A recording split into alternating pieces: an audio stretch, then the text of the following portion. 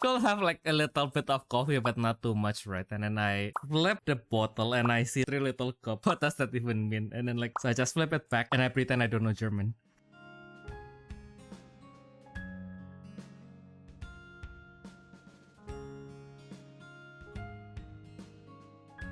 Hello everyone and welcome back to the Refresh Step, where you recover yourself for the main step. I'm your host for today, tomorrow and the foreseeable future, Theodore Lu. And I'm with Toto's Battler in the UK, and I'm an admin of the Bellspears English Wiki, Ayumu Seiki.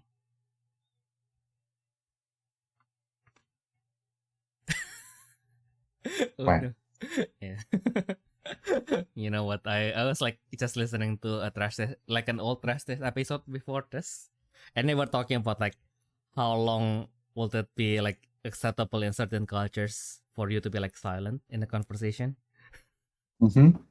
And they said like in Japan it's like 6 seconds, but like in Western cultures it will be like 3 seconds. Okay. And then I just realized, because we are both like so like it's like some degree of East Asian, right? Yeah. So like I think like we are like kind of comfortable when we were like have a conversation, blah blah blah, and then like we were just like just take a deep breath, be silent for like some seconds. But like I just realized, because we do this thing in English, like, do you guys like feel that sometimes like, why do they went silent? did they like secretly in the back stab each other, which we do just with chords. I guess. I mean, there's also like the Discord delay. Like when we don't see each other, we don't really know if we're trying to continue talking or what. Yeah. There's that as well, I guess. Yeah, that's why the once in a year, like the once in a year, you hopefully like, it's going to be like an annual thing. Hopefully, like yeah, the copium is I can get a job soon. So once in a while it will be like a UK episode. Mostly it's going to be a German episode, I guess. Mm-hmm. Yeah. Then you wouldn't face as much delay, I guess. But yeah. Okay then. Yeah. Like why do like the other topic that actually like became like one of like their out of context clip of the year is the when is the last time we slept together? Bruh. And then like, because like, you know, like when you pause it at that point, it feels like so wrong, but like what he meant was like basically, oh yeah, like when was like the last time like we needed to like do some project and like we shared a room together, like when we basically book a room and then like sleep in the same hotel room in different beds. Yeah. Cause like I don't know, I've been sleeping by myself for so long. I felt like kind of territorial now, so I just doesn't feel What? it just doesn't feel comfortable like when I needed to share my bed with like someone else. Are you a fucking bear or something? Feeling territorial. Okay Oh then. yeah. Oh yeah, I'm a polar bear. I'll maul out anyone who like came close to me, like in the radius of like 2 meters. I think like last time, like even when we ran out of pets, I think like because like one of our friends, like he was planning to just go home, and then like because he was like he lives like close by, like is from the Netherlands, but like he lives in the border, and then like he was planning to just go home after we finished things, and then like turns out there was like a tree falling or something, so like all the trains was cancelled. So I was like, yeah, fuck it, I'm going to stay like one night. So like we didn't have enough beds. Like basically, Mm-hmm. okay, so now how do I make it so that I don't feel like we are sleeping on the same bed? But like we have to use the space, because like I have like because of circumstances I have like a very big bed anyway. So I was like, how do I manage this? And we slept in like basically in an L shape. And then like, yeah, it was kind of hard, but we made it work. Oh my goodness. Yeah. And has become very warm now. Thank goodness it didn't reach the stage where I put my water bottle outside and it's warm by the time I came back, because I went all around Dusseldorf today for an adventure. And yeah, I went back, my water is still reasonably cold. Happy. I thought it's going to be all warm because in Indonesia, like, you can't really leave like water bottle outside of the fridge. If you want it to be like, if you want it to be like reasonably like cold, well, not cold, but like on a fresh temperature. It's not going to happen unless you're in a very well air conditioned room. In which I, for the longest, like, that was like the first time I needed to, how do I put this? Like, had to sit down with my boss and like told him that, like, yeah, I can't handle like sitting in the, because like in our office it's an open office. Like, everyone is sitting in their same seat and in the same environment, but like we had like assigned seats. So we had our own desk. But my desk was like right below like where the air conditioner is like facing. And we can't really like make it warmer, because otherwise it was going to be like the whole room is going to be like very warm. But I'm absolutely like in like in the country that is like right in the, what was it again, in the it's not the polar, right? It's the, what, I know it because like we talk about it all the time in Indonesia, but like I never equator. Yeah, in the equator. Yeah. So I was living in a country that's right in the equator, but like, oh my god, man, I was like freezing for the most time where I was working. Our boss got sick. So like, I think like my boss like suddenly just asked me like, yeah, what's the deal? Why are you suddenly like become really sick? And I just said, yeah, I guess like it was too cold. And then he was like, why didn't you tell me sooner, you dumb fuck? Well, he didn't say dumb fuck, but like basically he was like, yeah, why didn't you tell us sooner? Like, we could have like asked like anyone else if they're okay with that temperature, with that sitting there, and we can just switch you out. Yeah, so that's basically little tidbits from my old workplace. And that's also why I drank so much coffee back then, to the point that my sleep schedule is like completely turned around now. Yeah, also because I don't know if I have talked about this before, but like, I wanted to lose weight, and I was like, it was more like my senior was like introducing me to this thing called like keto.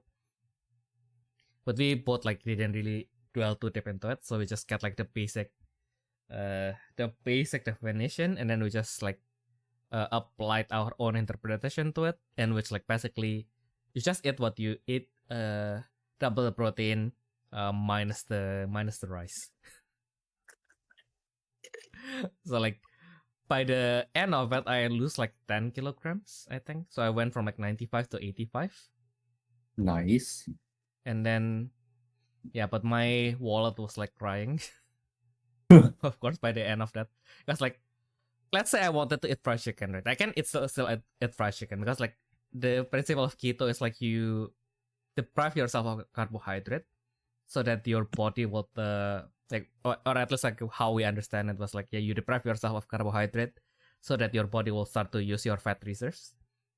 So like basically like you eat like more fat, because like actually like also I think the thing is like, we like when we are talking about fat, there's like this fat cells that is stored inside your body, and there's fat, the nutritional fat that is inside the food, right? Like actually like the nutritional fat is like something that you need in like small amounts. The fat cells inside your body is like basically like it's how like how excess nutrition for like stored in your body, right? Like usually it comes from like excess carbohydrate, especially because in Indonesia, or suggested portion of rice and like in the Western countries. So like for white rice, it's like basically 1 spoon in Indonesia. So like yeah, one tablespoon in Indonesia. So like yeah, we are not following that. Although yeah, but yeah, basically so that's how we understand it. And then so how do I, if I wanted to eat fried chicken, like how do I eat fried chicken? Usually with eat like one fried chicken with 1 portion of rice, right? So now because I don't eat the rice, but I still need the calorie, like the same amount of calorie, but like I need to get it from either protein or fat. So I just bought another fried chicken, which of course, as you know, the price of one fried chicken is like, even in Indonesia, was like 4 to 5 times the price of like 1 portion of rice. So yeah, of course, it becomes really expensive really quickly.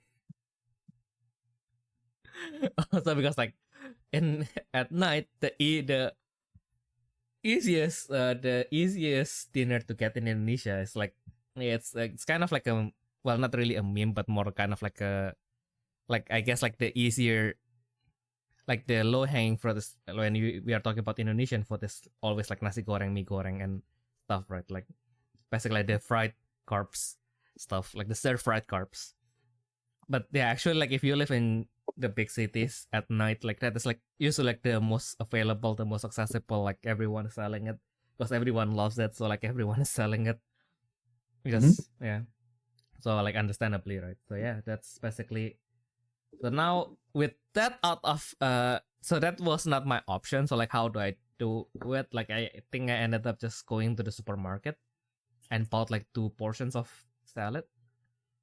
And then maybe if they have one, I will buy like 1 like slice of breaded chicken.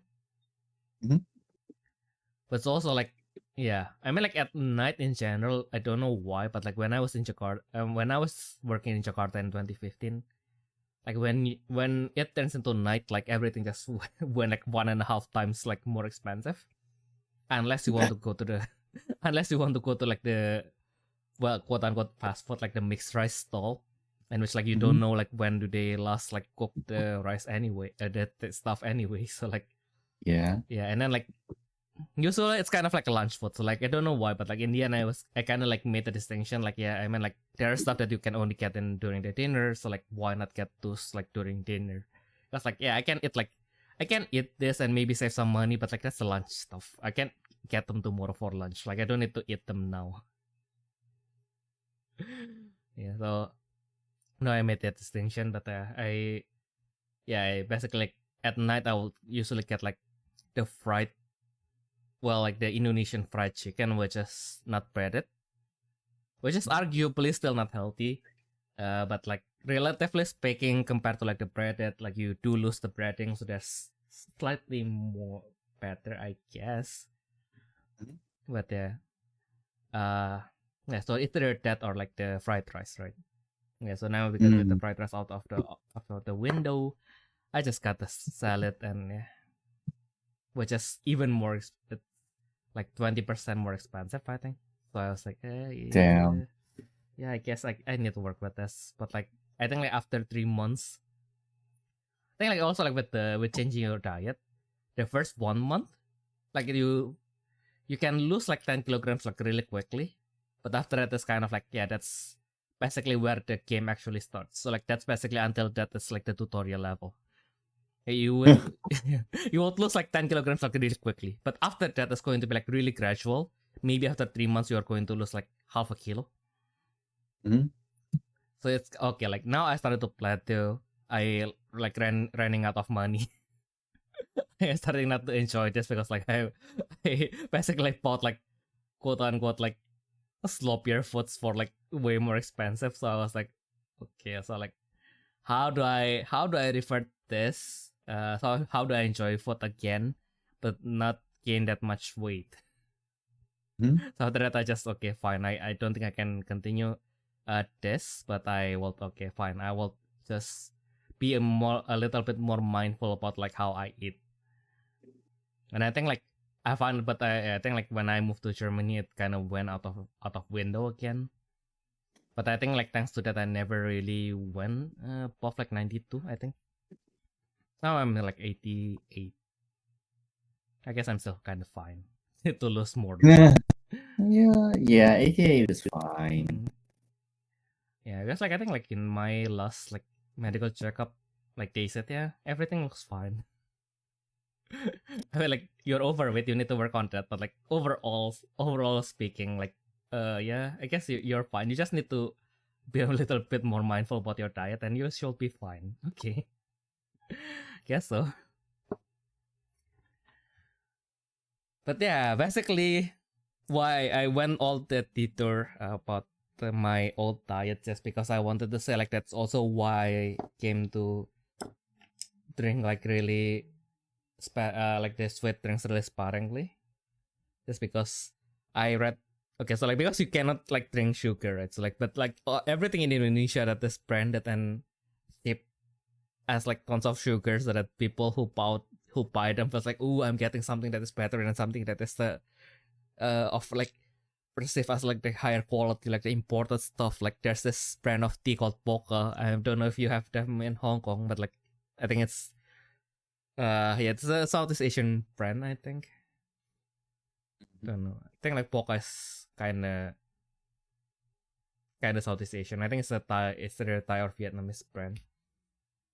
I mean, we probably have it, but I wouldn't remember. Yeah, I only remember them because they advertised really heavily in Indonesia and Singapore, where like two countries that I spend most of my time in.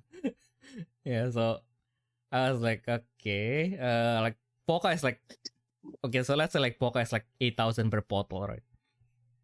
Like you can get like iced tea for like bottled tea for like 3,000, but like how do they like convince people that I mean like the local stuff that is like half the price is like way better? It's like, yeah, just add more sugar. And then like the lower the price gets, like actually like the more sugar there is.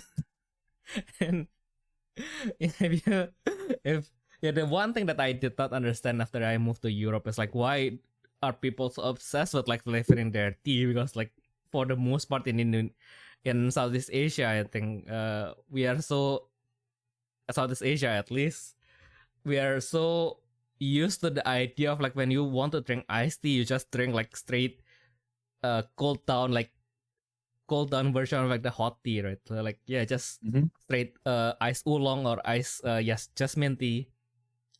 Basically just that, but maybe with sugar. Yeah, mostly if it's bottled, then it's going to be with sugar. You kind of already understood that it has sugar to some extent, but you don't feel it to the point that you feel like that is sickening. Like if anything, there's this one brand from Indonesia called Sosro. They were like basically the OG of like the bottled tea in Indonesia. They originally wanted to make that brand because they I think like they are either the distributor for Coca-Cola or something, or maybe they saw that Coca-Cola is starting to like take roots in Indonesia, and then like they were like, why can't we make something that is like more Indonesian, right? So like he was like, yeah, iced tea. Everybody loves iced tea. Yeah, because like that's something that you would pay, right? Because like also like that is also the fun like to go to the tangent of the tangent, right? So like in Jakarta specifically, like when in like up until 2019, if you go to like a really small restaurant, usually if you want either like just warm water or like warm tea or like just plain straight tea, it's going to be free. But if you pay if you want ice, then you have to pay for it.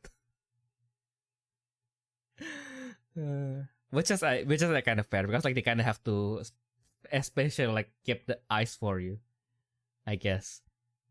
And then yeah, so basically from that they was like, yeah, why don't we like put the tea in the bottle? But as with all bottled things in the beginning, like and with bottled water, so like yeah, why would you want Why would you want something that you can just take from the tap, right? And then like we discovered that in Indonesia, due to aging infrastructure and shit, like our tap water is just not drinkable.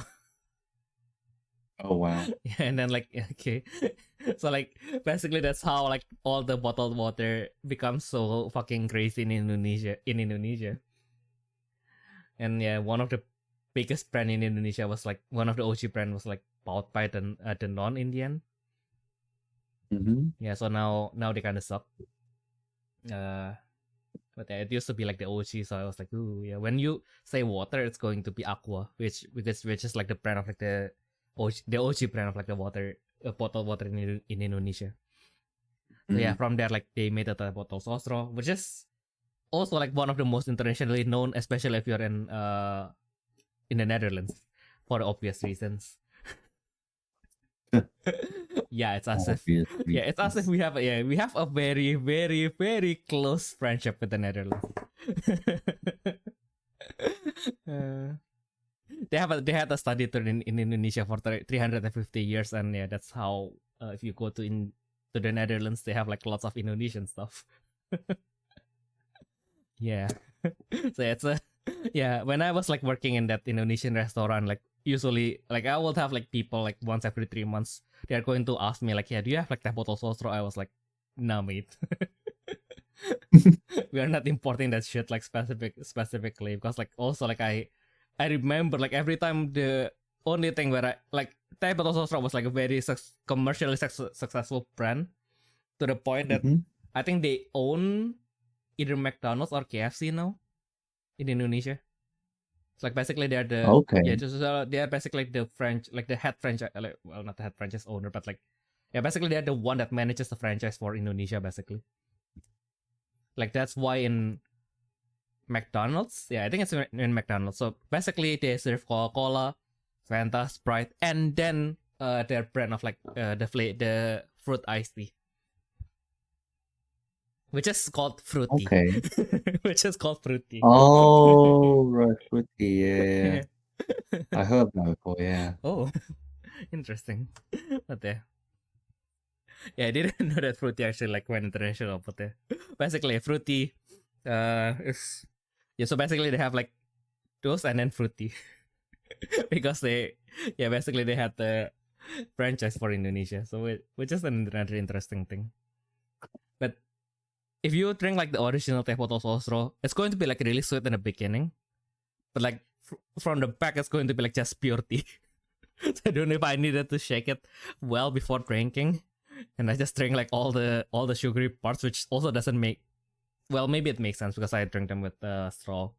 So like I guess that's probably why. Because I guess like with I guess the more south of Asia you go, like you kind of have like this irrational fear that if you touch something that probably have touched something else, or like reusable like glass bottle, for example, like it's going to be like really dangerous. So that's why even if you drink like a bottle, like a glass bottle of Coca-Cola, you'll want a straw with it. Yeah, that's like in India, I think it's also something that you do. Yeah, so like fair enough. Yeah, in Indonesia we also do that. So like if you buy like the glass bottle stuff, like there's usually like the place that sells it are going to like give you like the straw. Also, like, to be fair, like we don't like the smaller the store, you never know if it's actually like the original stuff or they just refilled the whole thing. Like, and if they refill the whole thing, probably the content itself wouldn't be a problem.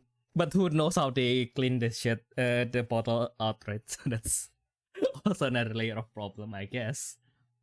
It is this is an Indonesia problem, by the way, not really India. But I feel like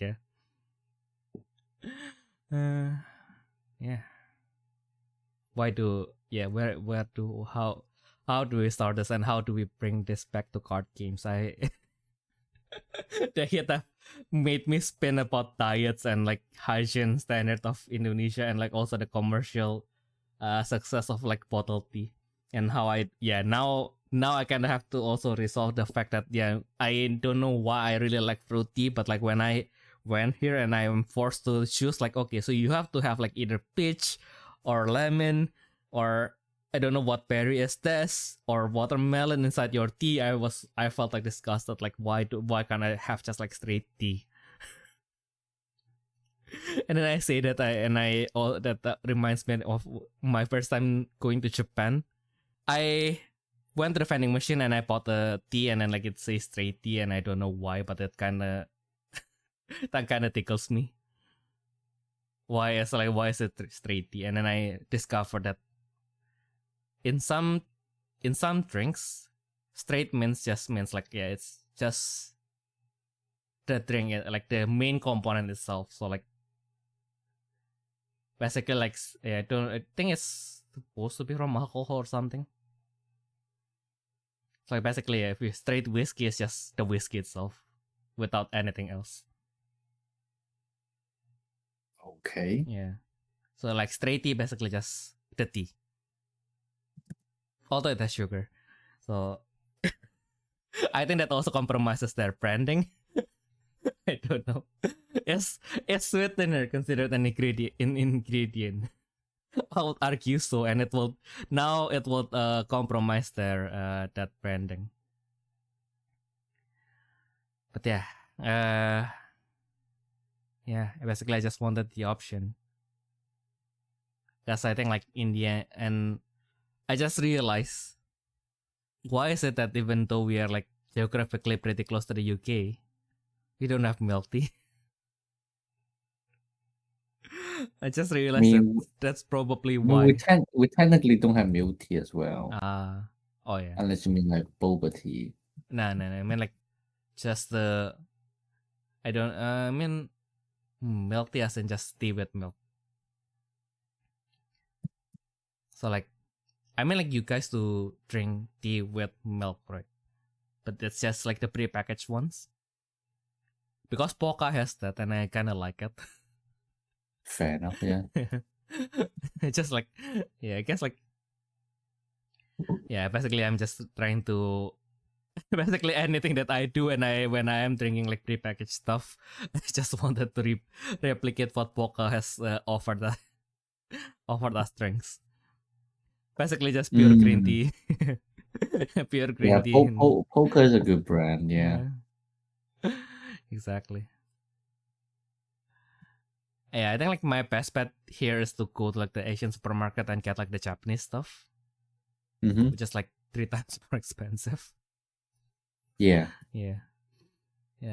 So yeah, well, probably not do that.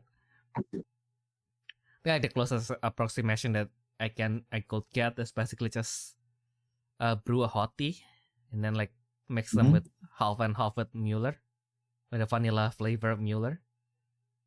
And it's not the same, but like it hits the spot.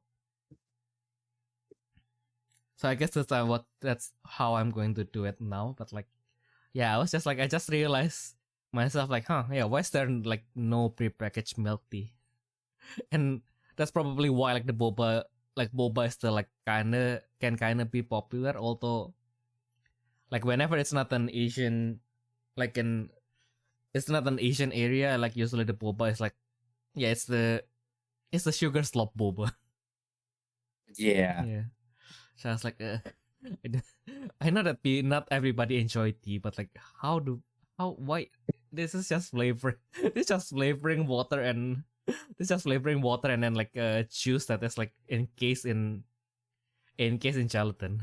Like, there's just sugar on top of more sugar. So I was like, okay, yeah. Yeah, I don't like them either. Yeah, and then I think like my first boba in Berlin was like with Amamiya, and then I don't know if he just didn't really care about boba, and then like he said like, yeah, there's a bubble tea, like let's get them if you want, okay. And I scanned the whole menu. There's no milk tea, so that should have been my red flag. There's no milk tea. There's no milk tea. Yeah. What the fuck? So I was like, oh, and then I just realized, and it hits me, and then like after that one single place, which is arguably still not that bad because I think like they had the taro flavor, which I kind of fuck with. So I was like, okay, fine.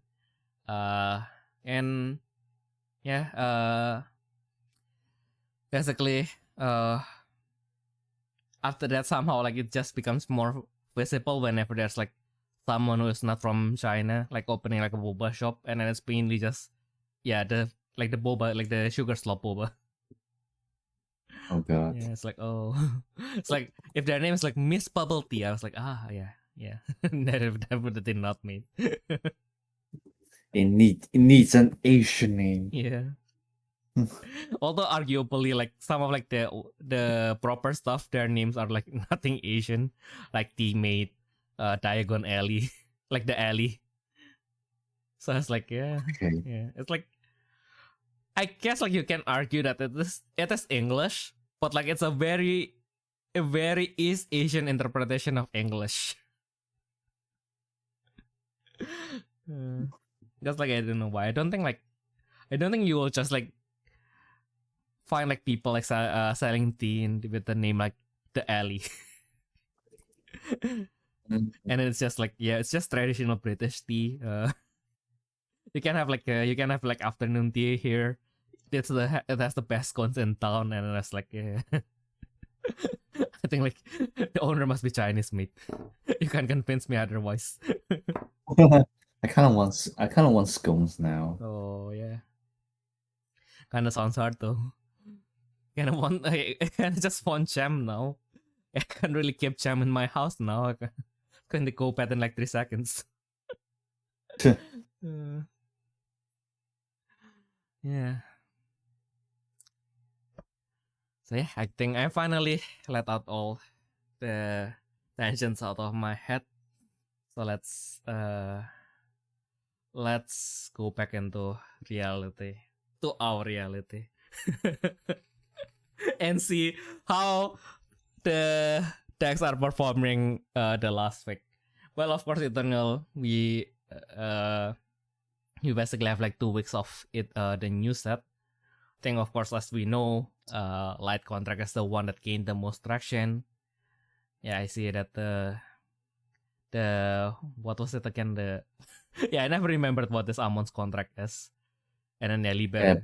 Butler contract. What? Butler contract. Butler contract. Yeah. Interesting naming. But yeah, the Butler contract is kind of chasing up. I think like now they kind of divided the astral deity to just sun or moon, just like Pokemon. Yeah, and I'm pretty sure they divided to like Bashing Dan and Balone. Yeah, I think like depending on the source as well. Like this guy, the official is just like Bashing Dan and Balone. Yeah, and yeah, Chaos is as usual still on the top, I guess. And yeah, seeing less and less Indra. That.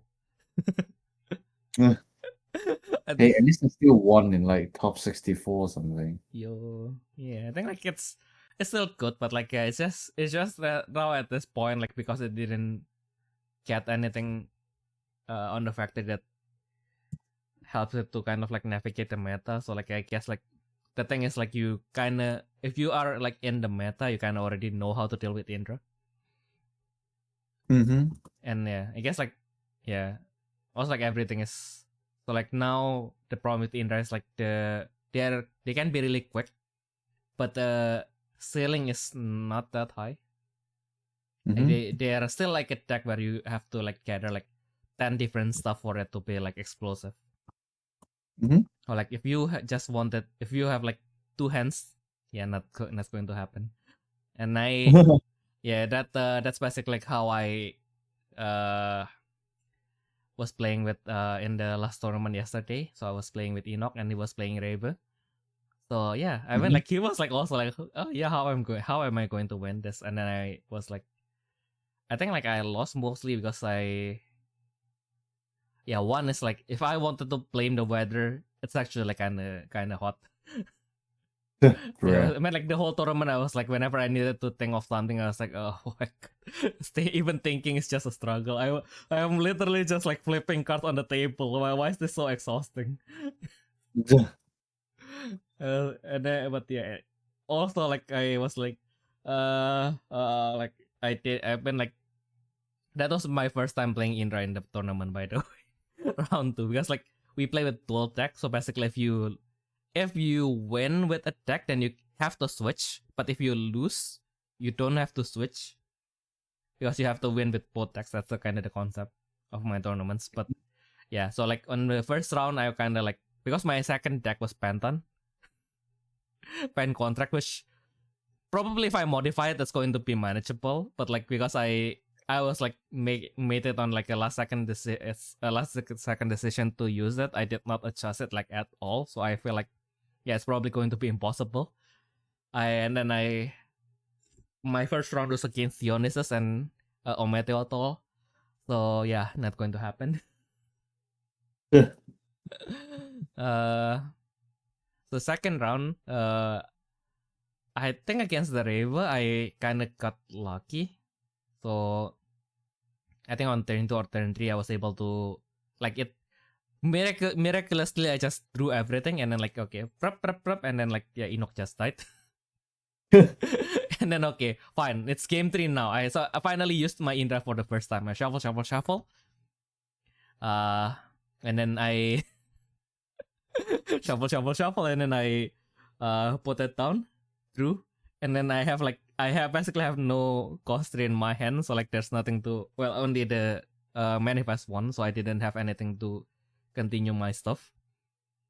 And then like at one point, also like I think like the hit kind of get both of us because like I mean like he also didn't realize, yeah, also like we both didn't realize, by the way, so it's not that he is intentionally doing it. I guess like we just both forgot, but yeah, but like we basically let something destroyed that shouldn't be destroyed, and it basically when everything went downhill from there. But also like I didn't, for the most part, he also did a very good job in controlling my field. So he also plays like blue. He also plays blue. He got his blue field on turn 1. So yeah, it was very harsh playing with 1 less reduction in an aggro deck. Yeah, and then my last play, I also had to make something very suboptimal because I forgot that I made a bet and my bet failed, because my only way out in a way is to get my Grand Sagittone over, and then just basically like attack on when he has 1 life left, and then just add one onto it, not use the effect, and then just let it through.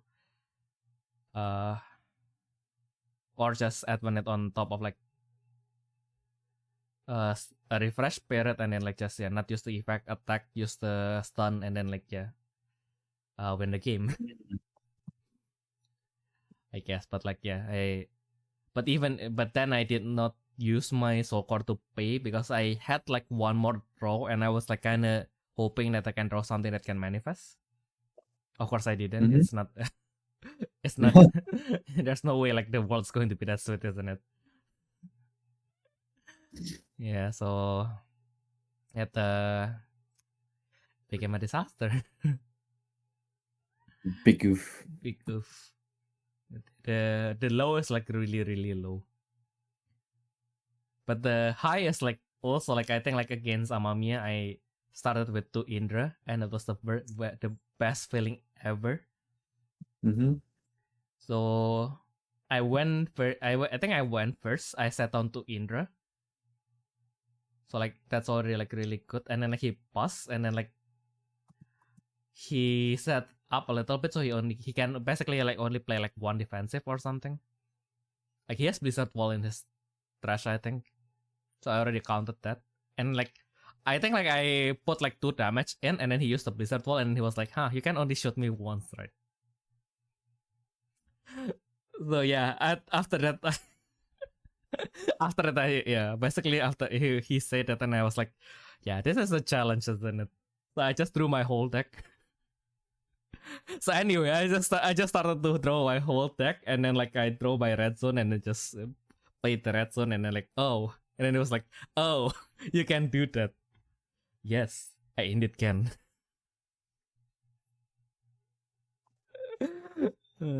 Because like I think like he also like a concept. Oh yeah, maybe you can Sagito Nova me like, but like what that like Grand Sagito Nova me, but like what is that going to do? I only have like one spirit anyway. So I played the Sagito Nova, Grand Sagito Nova first, shoot one so that he feels safe, and then advantage another Vajra Worm because I needed the core. And then I basically just released twice, so now I have like lots of cores attack with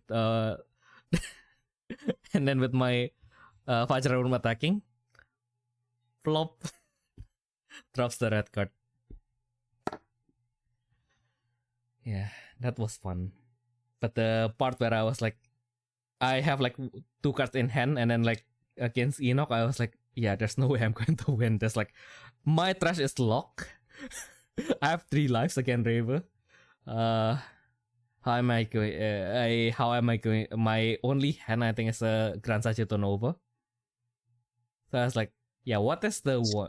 I think my counter is also still at 4, by the way. It's like if my counter is at 6, maybe I wouldn't be as worried, because if I draw the Cold Seeker, then I can like take 2 cards from my deck. Then I can make like I guess I can make a big enough movement to finish him.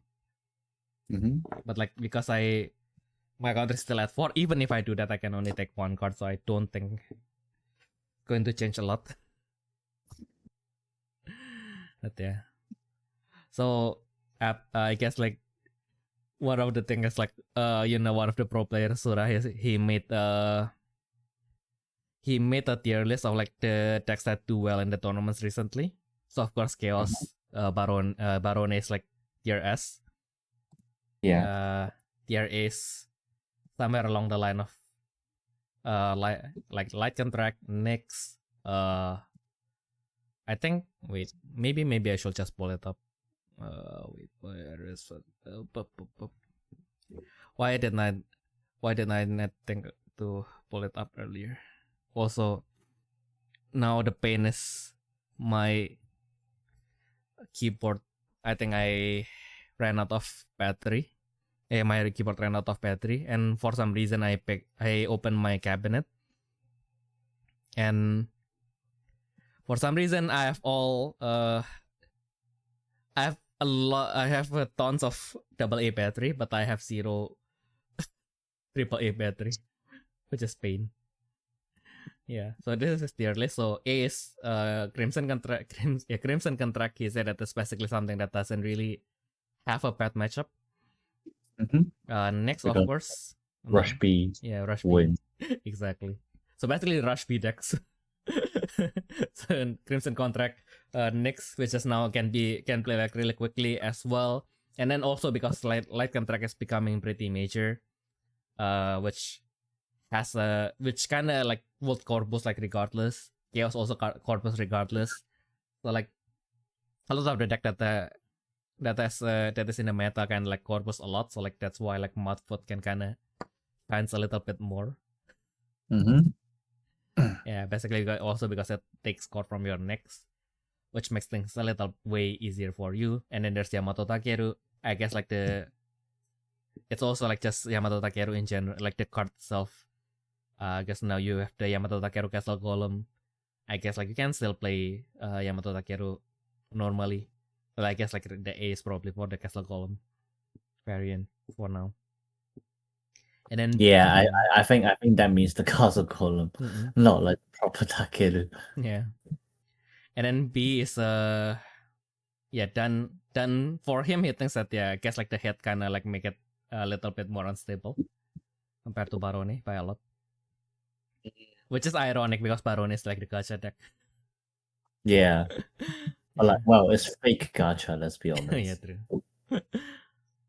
And then Amon, which I guess kind of fair because you kind of like, of course, like you do like once you get things going, like you can mill half your half your deck in like one turn. But like I guess like as with all decks that plays with your trash, like it kind of goes down to like your first mill. And yeah, it is kind of like a 60% success chance. So like I guess like it's still like pretty consistent by TCG by Battle Spirit standard, but yeah, still like you do have like a lot of matches where you might be a little bit slower because your first mill is just not ideal. Yeah. Like it's a little bit of high roll. Yeah, it is I mean it's a very subtle weakness, so it doesn't mean the deck is not usable, but like that's something you need to consider, especially when you have to win like 10 times. Yeah. Yeah. Exactly. Yeah. Exactly. And then Morrigan, for him, it's his bias choice. He used that in his free time, and he is doing well with it. So it's kind of like a bias choice. And of course, in C is like the high roll decks that they can be very impactful. So Brahma, Indra, and Brigade. Yeah. So which is fair. Although like if I wanted to compare between Morrigan and Indra, I guess this is also personal bias because I don't think I enjoyed the gameplay for Morrigan as much. Surprisingly, I don't know why I kind of enjoyed Indra more in the end. I guess because in Indra you kind of have more. Well, I guess like the both deck, like the good thing is like although they are locked to their own family for the most part, like they surprisingly like aside from your main engine, you can bring surprising like a lot of non-engines, which is why I kind of like both decks a lot. But like I don't know why Indra feels like way more intuitive, and because like we play dual deck and the time limit is like 1 hour, so I feel like I guess like I kind of have to make a choice, which is my main, which is to make mine as my mainstay deck, and I kind of chose Indra because it can go relatively like really quick, and if I have to lose, I'm going to probably lose like really quickly. So that's I mean, like it's a best of 3, right? So like you can have that consideration on like if you can change the deck completely, like one of them needs to spend like as little time as possible, so that the other one can take a little bit more time. Yeah. What do you mean by that? No, I mean because like also because because I have specifically like mid range decks, right? So like if I play like 2 mid range decks, it might, if I have to go to game 3, it might be like 10 minutes left. So I was like, oh right, okay. So I was like, I probably because I play like that, I think I needed 1 aggro at least, so that the two aggro matchups can kind of cover, like time wise can cover the time that I spend on the mid range deck. Yeah. Fair enough. But yeah, that's my personal strategy, so might not. But something you can consider. Something you can consider for the tournament. You can join, by the way. It's not a closed tournament. So like if you want, you can join. Yeah, but this is basically from one of the pro player, the leader of Team Cardbox. But again, Morrigan is a spy, so take it off as you will. But I guess it is a pretty representative list of what is in the meta right now. Yeah, of course, like we have like a lot more decks that is viable, and it's all actually like kind of use, kind of like hit contract and stuff. But I guess like this is like the most visible for the time being. So yeah. Enough. Yeah. Maybe one day I will have enough time to learn the meta and make my own tier list. But yeah, for now we'll borrow from the pro. But just speaking of the pro, right? Like I mean like I had like the list from the 3-on-3 later, but like yeah, it's kind of interesting that basically both of so for Japan, unlike in Indonesia where we have like 1 tournament for everyone, right? Like in Japan, they have 2 tournaments in the day. And both of them were like 7 rounds, I think, because like the players records for the people who go to final are like 10 matches in total, and they started from top 8. So they went 7 rounds and then top 8, which is kind of crazy. So like even the worst record were like 7-3, 7-3-9-1. So yeah, they're very crazy. But anyway, like both blocks, we have 2 blocks, and then the block A winner is from tier 1. So Komainu, of course. So Komainu, Kurobaru, and Shun. And then the winner of the B block is from Dragonstar. Nice. Yeah, so yeah, and I guess like kind of nice that the pro actually can show some results as well, finally. Well, saying that as if that's a bad something that doesn't already happen with there.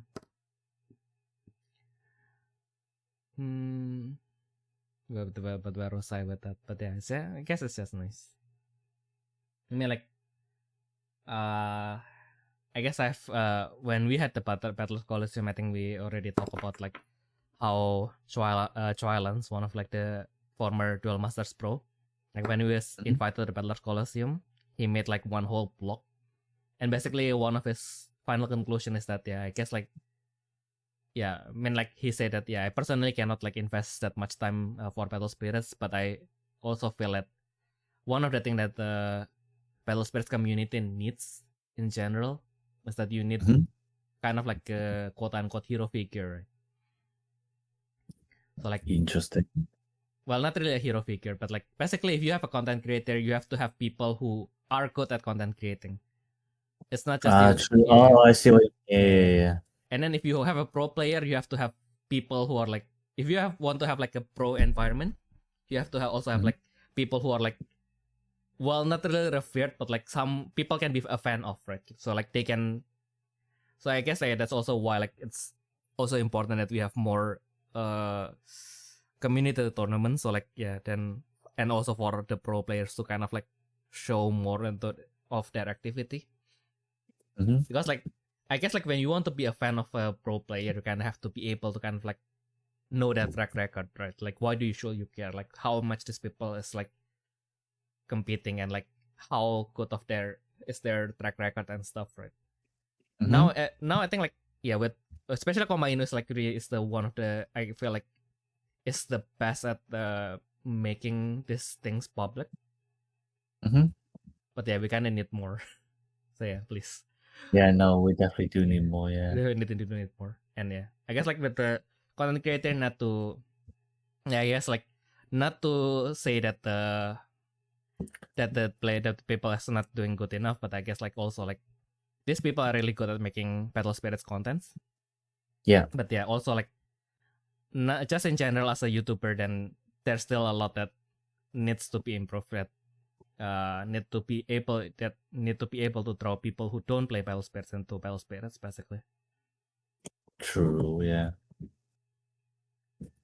But I mean like and then which is that is a hard pill to swallow, but I guess that's something that we needed to work as well. Especially because we are probably like the only English channel that speaks about Battle Spirits right now. Yeah. Which is fair enough. Like there's reasons. Like whenever people are like asking of why can't Bandai like bring back Battle Spirits into the West, right? And in our last video, I kind of brought up that the Malaysian tutorial has like English teaching material, right? Yeah. Yeah, and then like someone commented on like, I guess like they should be able to print like stuff in English, can't they?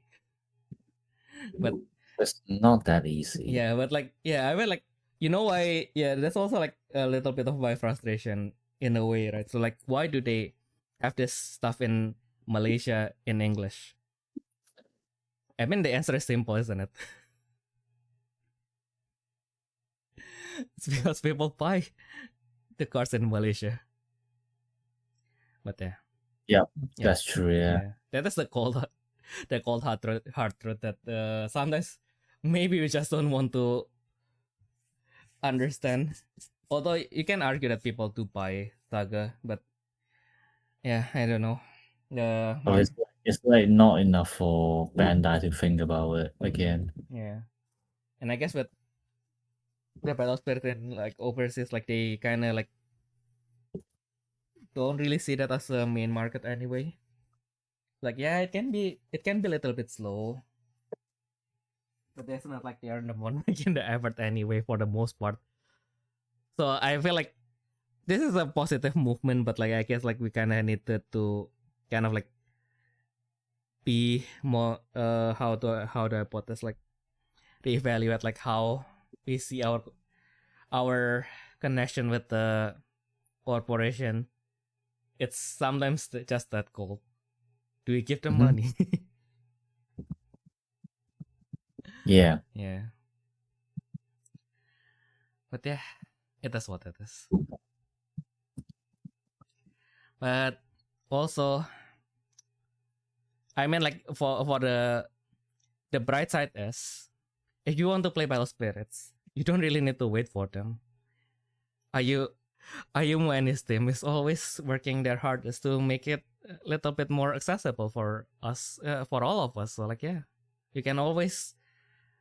It is, you are not forbidden from buying the Japanese cards, guys. I know it's a revolutionary concept, but it's not forbidden for you to self import in small amounts for your personal use. To be fair, I might as well point it out a little bit as well. I am like part of a supplier business right now. So I suppose in the future I can probably just directly import Battlesphere stuff as well. Yeah. So that's an option. Yeah. I mean, in general, the thing is like, if I like, basically it's just me and my friend, there's like two people. If we can find sources to import like Battlesphere stuff, like literally two random people, you know, you can as well. Yeah. It's like, it's not that hard. Just ask around, you know. Exactly. Like the best way, I mean, obviously, you know, depending on how much effort you want to put into it, you can, like, obviously the easiest way is like go to cardboard collectibles, you know, things like that, you know, places that are already selling the cards overseas. You know, you can directly buy the products from them, or you know, you can also ask them, like, you know, when this set comes out, can you just like pre-order it for me? You know, I'll give you the money now, like pre-order it for me. You know, like that stuff can also works. If you can go even further beyond, you know someone living in Japan, you know, Japanese or just someone who lives in Japan, you know, better if they're like the shopkeeper, you know, car shop owner, you know, that's even better. Have a connection with them. And then like they can probably like sell you the products cheap. Like, to them it's like no problem. Like maybe they'll add like a few pounds, you know, a few dollars to it. I mean, just because you're, you know, Yeah, it's already yeah, first yeah, and purchase at that point, isn't it?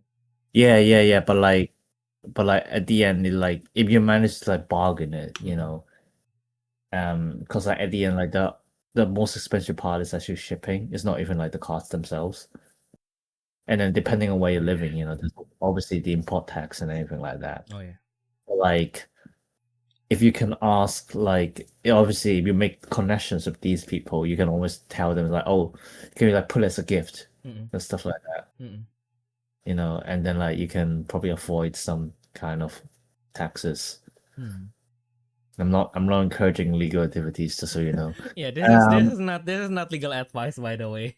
Yeah, but like, yeah, as I said, like, just in general, like, if you can go through the effort of doing these things, you can just play the game now.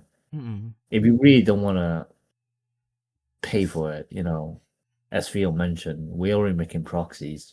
You can just use ours. You just gotta know how to print something. Obviously, learn the game.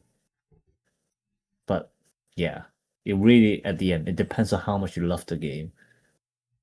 If you're not playing it just because it's not accessible, then do you actually like it?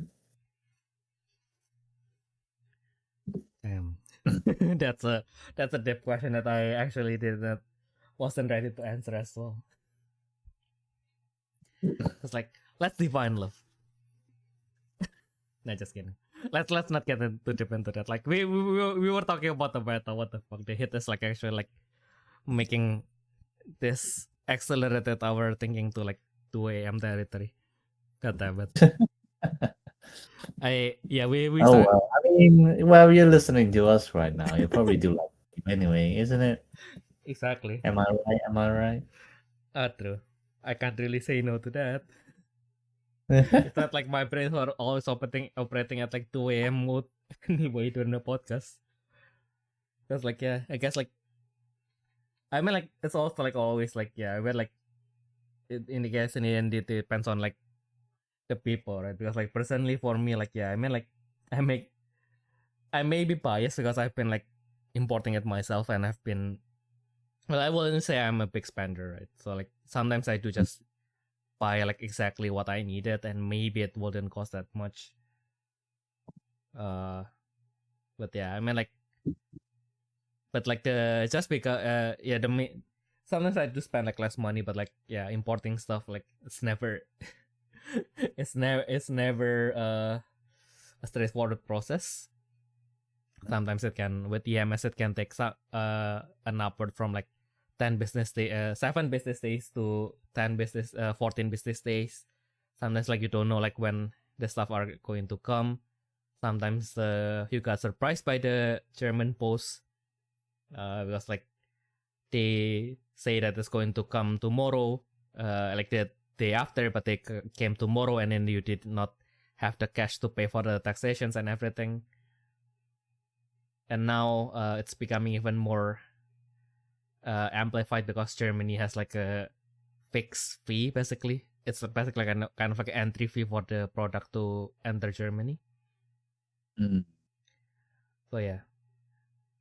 So whenever personally, I kind of have to say sorry to people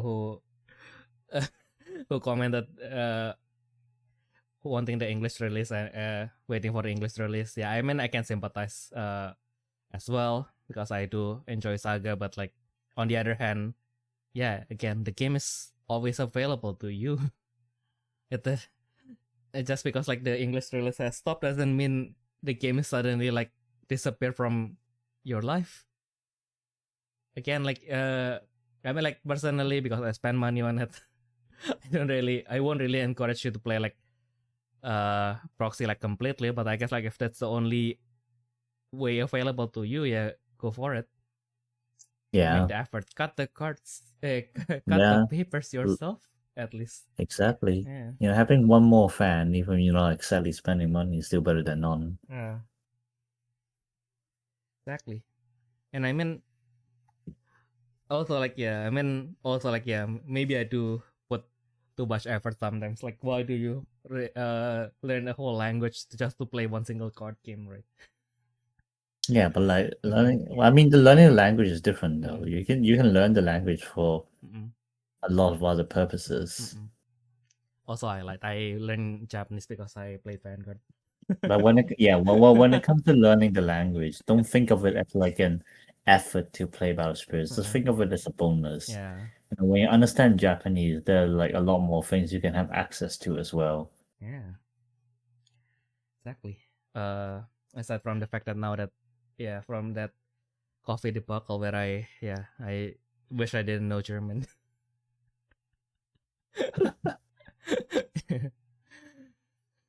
But yeah.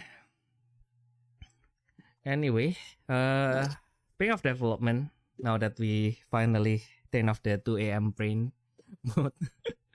But anyway, bottom line, the game is always available to you. Get them.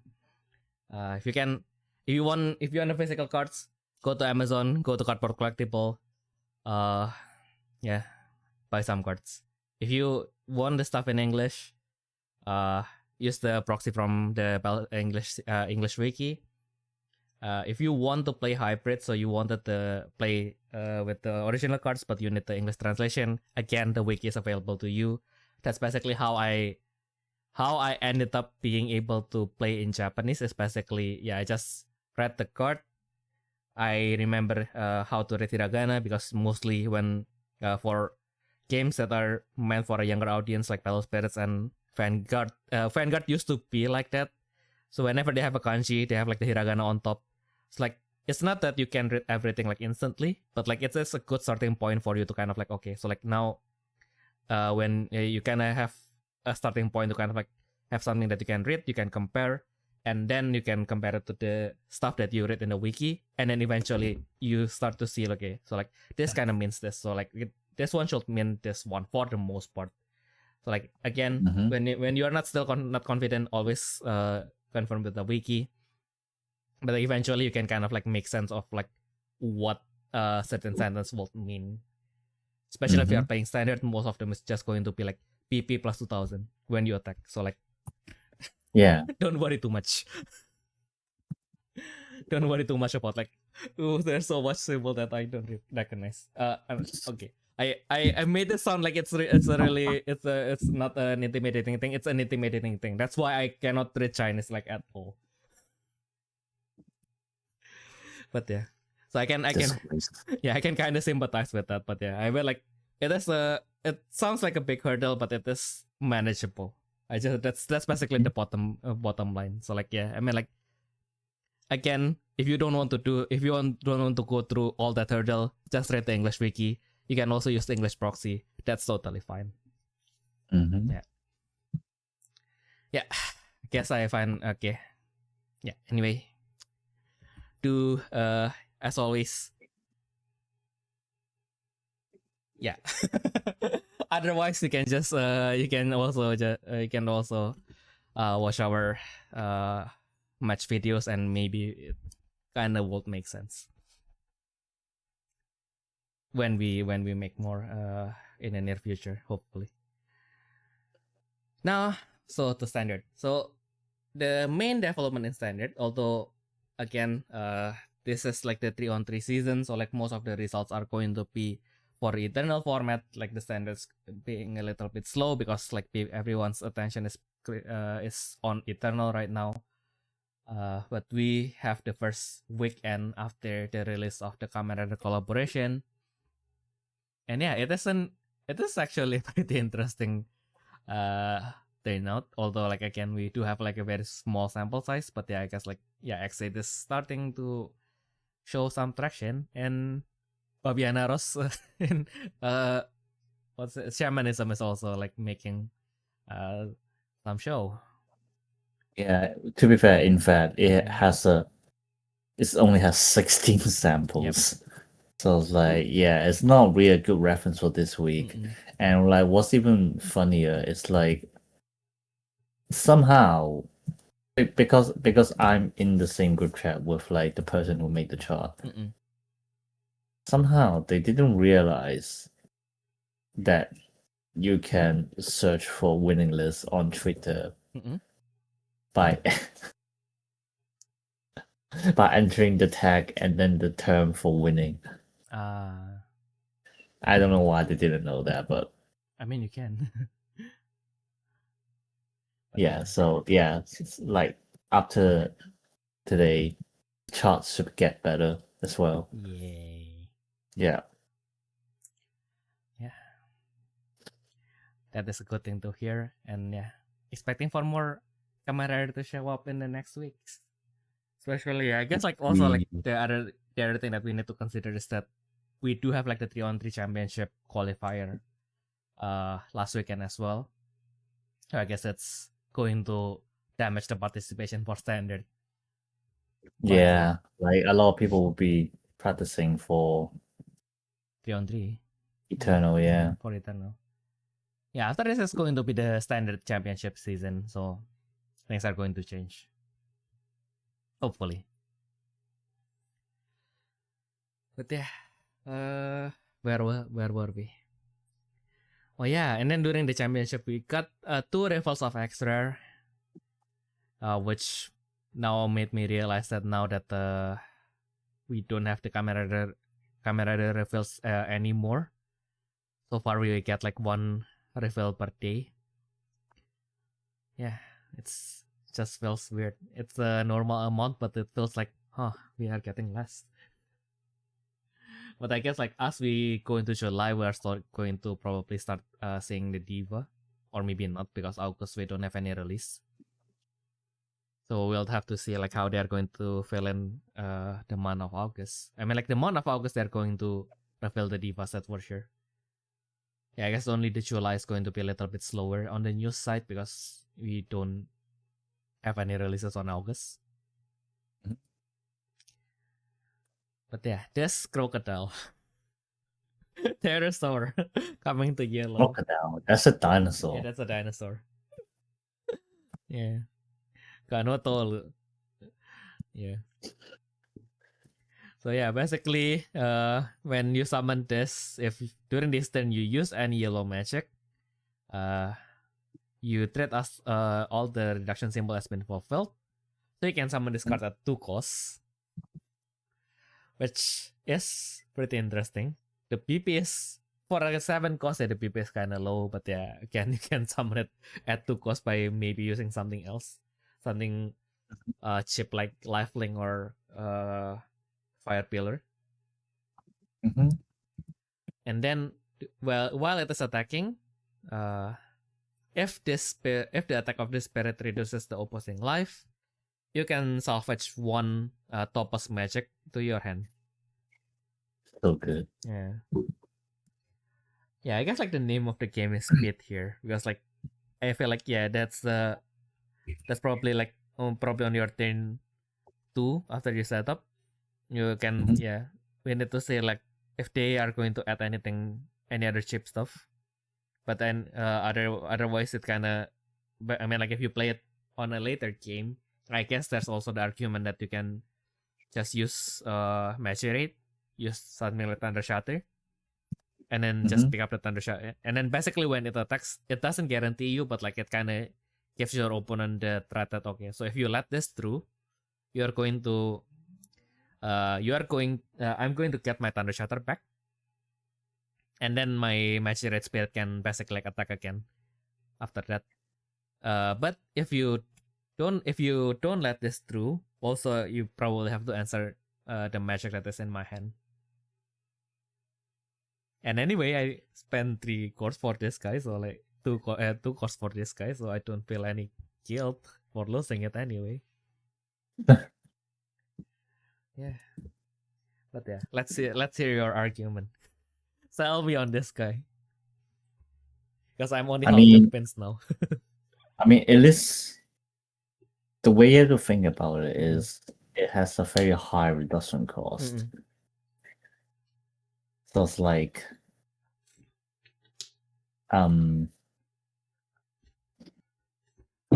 so like the way to think about it is especially when like you have yellow soul magic, so you're technically only paying 3 costs. Yeah, because like obviously you pay the soul core for whatever you're trying to use, and then you pay 2 to throw this thing out. Think about it. You can do this by turn 2 with second. And just by that, I think it's already really good. You know, you like, for example, you use Triple Thunder, you know, clear out the spirits, then you play this guy, and then you swing. You know, if they don't block, you know, you are retrieving a magic card to hand.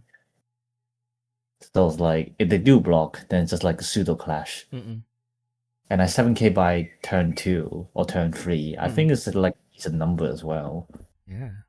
So it's like, yeah, I think it definitely deserves a spot. And also like just in general, like you don't have like a lot of cards that can recycle right now. So like just like a good choice. Oh yeah, to be fair though, like another thing you think about is like one of the top class magic right now is Bolt's Grid. Just like target an obscene cost for less spirit during this turn, they can't attack or block. So like, you know, you can always use Bolt Grid just to make sure you're reducing a life. And then obviously swing, you know, take the Bolt Grid back. And now you basically like has a 7k attacker / blocker now for the till they try to remove it. Without losing any other cards from your hand, technically. So yeah. True. Not to mention that now we do have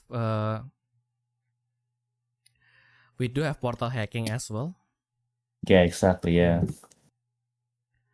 Yeah, so even more option. Yeah, I think like portal. Yeah, I kind of forget the fact that soul magic you can just use it on your main step by paying the soul core. Yeah, you can actually do that. Yeah, I guess like you do have to have like one more core because like if you are going on your turn 2, you have 5 cores. So I guess like it's kind of the expectation if you go first, you set up maybe a nexus, especially like the new nexus, which gives your spirit which gives like one open spirit minus 1000 when your spirit is blocked. So like I guess that's a pseudo plus 1000 as well, which makes it to 8k on turn 2, still kind of threatening. So basically if your opponent tries to hit you, then on maybe you lose like 2 lives, and then on turn 2 you just use the portal hack, destroy one of them hopefully, and then you just summon Ganotol, attack with it, bring back your portal hack, and then you will still have like the 3 cores to kind of use the portal hack on the opposing turn as well. So yeah, that's not too shabby. All right, then there's the yellow, and then there's purple. And then I guess with the thing that feels a little bit awkward about yellow and purple is because in Eternal, purple and yellow is generally like a very in-game wise like a very low cost colors. Like you can have the illusion that you can set up really quickly because you have more stuff on the field, because you can pay for them like really cheaply. But also like most of them like do one thing that basically like 3 of these cards are going to cost like the same in-game cost and do the same amount of impact as a red card of the same cost. So like that's basically how it was. But like with purple, you do get like a pretty impactful high end, so that kind of evens out. So I guess they kind of feel like, now how do we make it not that impactful in standard? So they just make things way more expensive. Yeah. Yeah, so I mean, this card is still very impactful though. Yeah. Like you're removing 3 costs on summon. Yeah. It's any cost as well, so they're not careful, It's pretty easy to remove something good. I guess you're right. It's just, yeah, I guess like because because I don't like purple is the color that I had like the hardest time to wrap my head around. So I guess that's probably why I kind of feel like, yeah, this guy looks like why it's like they are like just specifically targeting purple to make it like feels like on paper it was like really expensive because it has legacy, but on the same time it only has 2 reductions.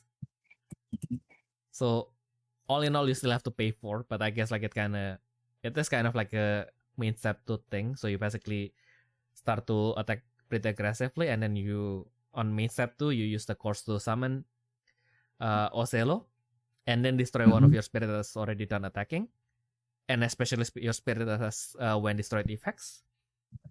When you do so, you choose one opposing spirit. You send 1 core from it to the reserve, and then for each EX symbol that is banished. Oh, okay.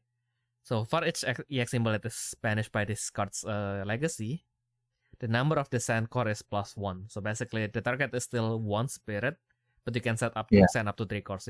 Which again, I guess then it's in standard now. It's really nice to have. Because I guess like the only one where it didn't work against is maybe white. But then again, it depends if they have the new keyword. I can't remember what it's called. Which like camouflage. If they have camouflage or not. But like, in general, it's just like a really decent removal, and because it's on summon as well, your opponents can't really see it coming. Yeah.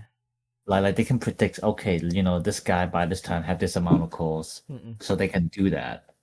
But like that's about it. Like it's not something like on the field, so like they know like when to take care of it, like that. So like yeah. True. Also, like, I guess like the other thing that you need to consider is that this guy exists alongside Dampirion. So like then there's as someone like facing the deck, then there's the other thing that you need to consider is that okay, so if you spread too wide, and your opponent is going to your opponent have the possibility to Dampirion you. Of course, there's no guarantee that they have it in their hand. They're probably going to have like 2 cards in their hand and then draw 1. It's like that's a pretty low chance, but like again, from one of those cards, it can be either Dampirion or Ocello. So like, if you wanted to, do you really wanted to put everything on one spirit, which you might probably not be able to afford, or you put it on like lots of spirits, then that also might not be the strat.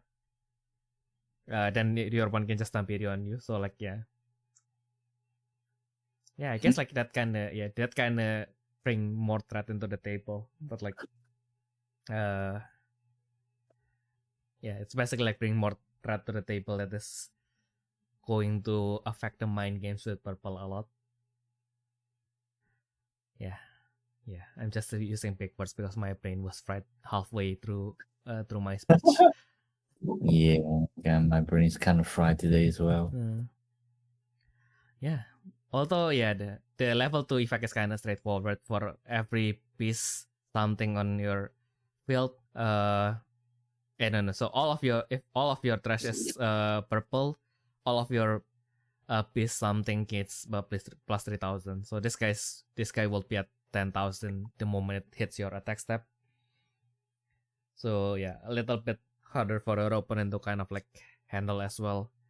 If you remember the white card from 1 week ago or like 2 weeks ago, like that girl can bounce like anything that is 8k or lower, so that is not an option.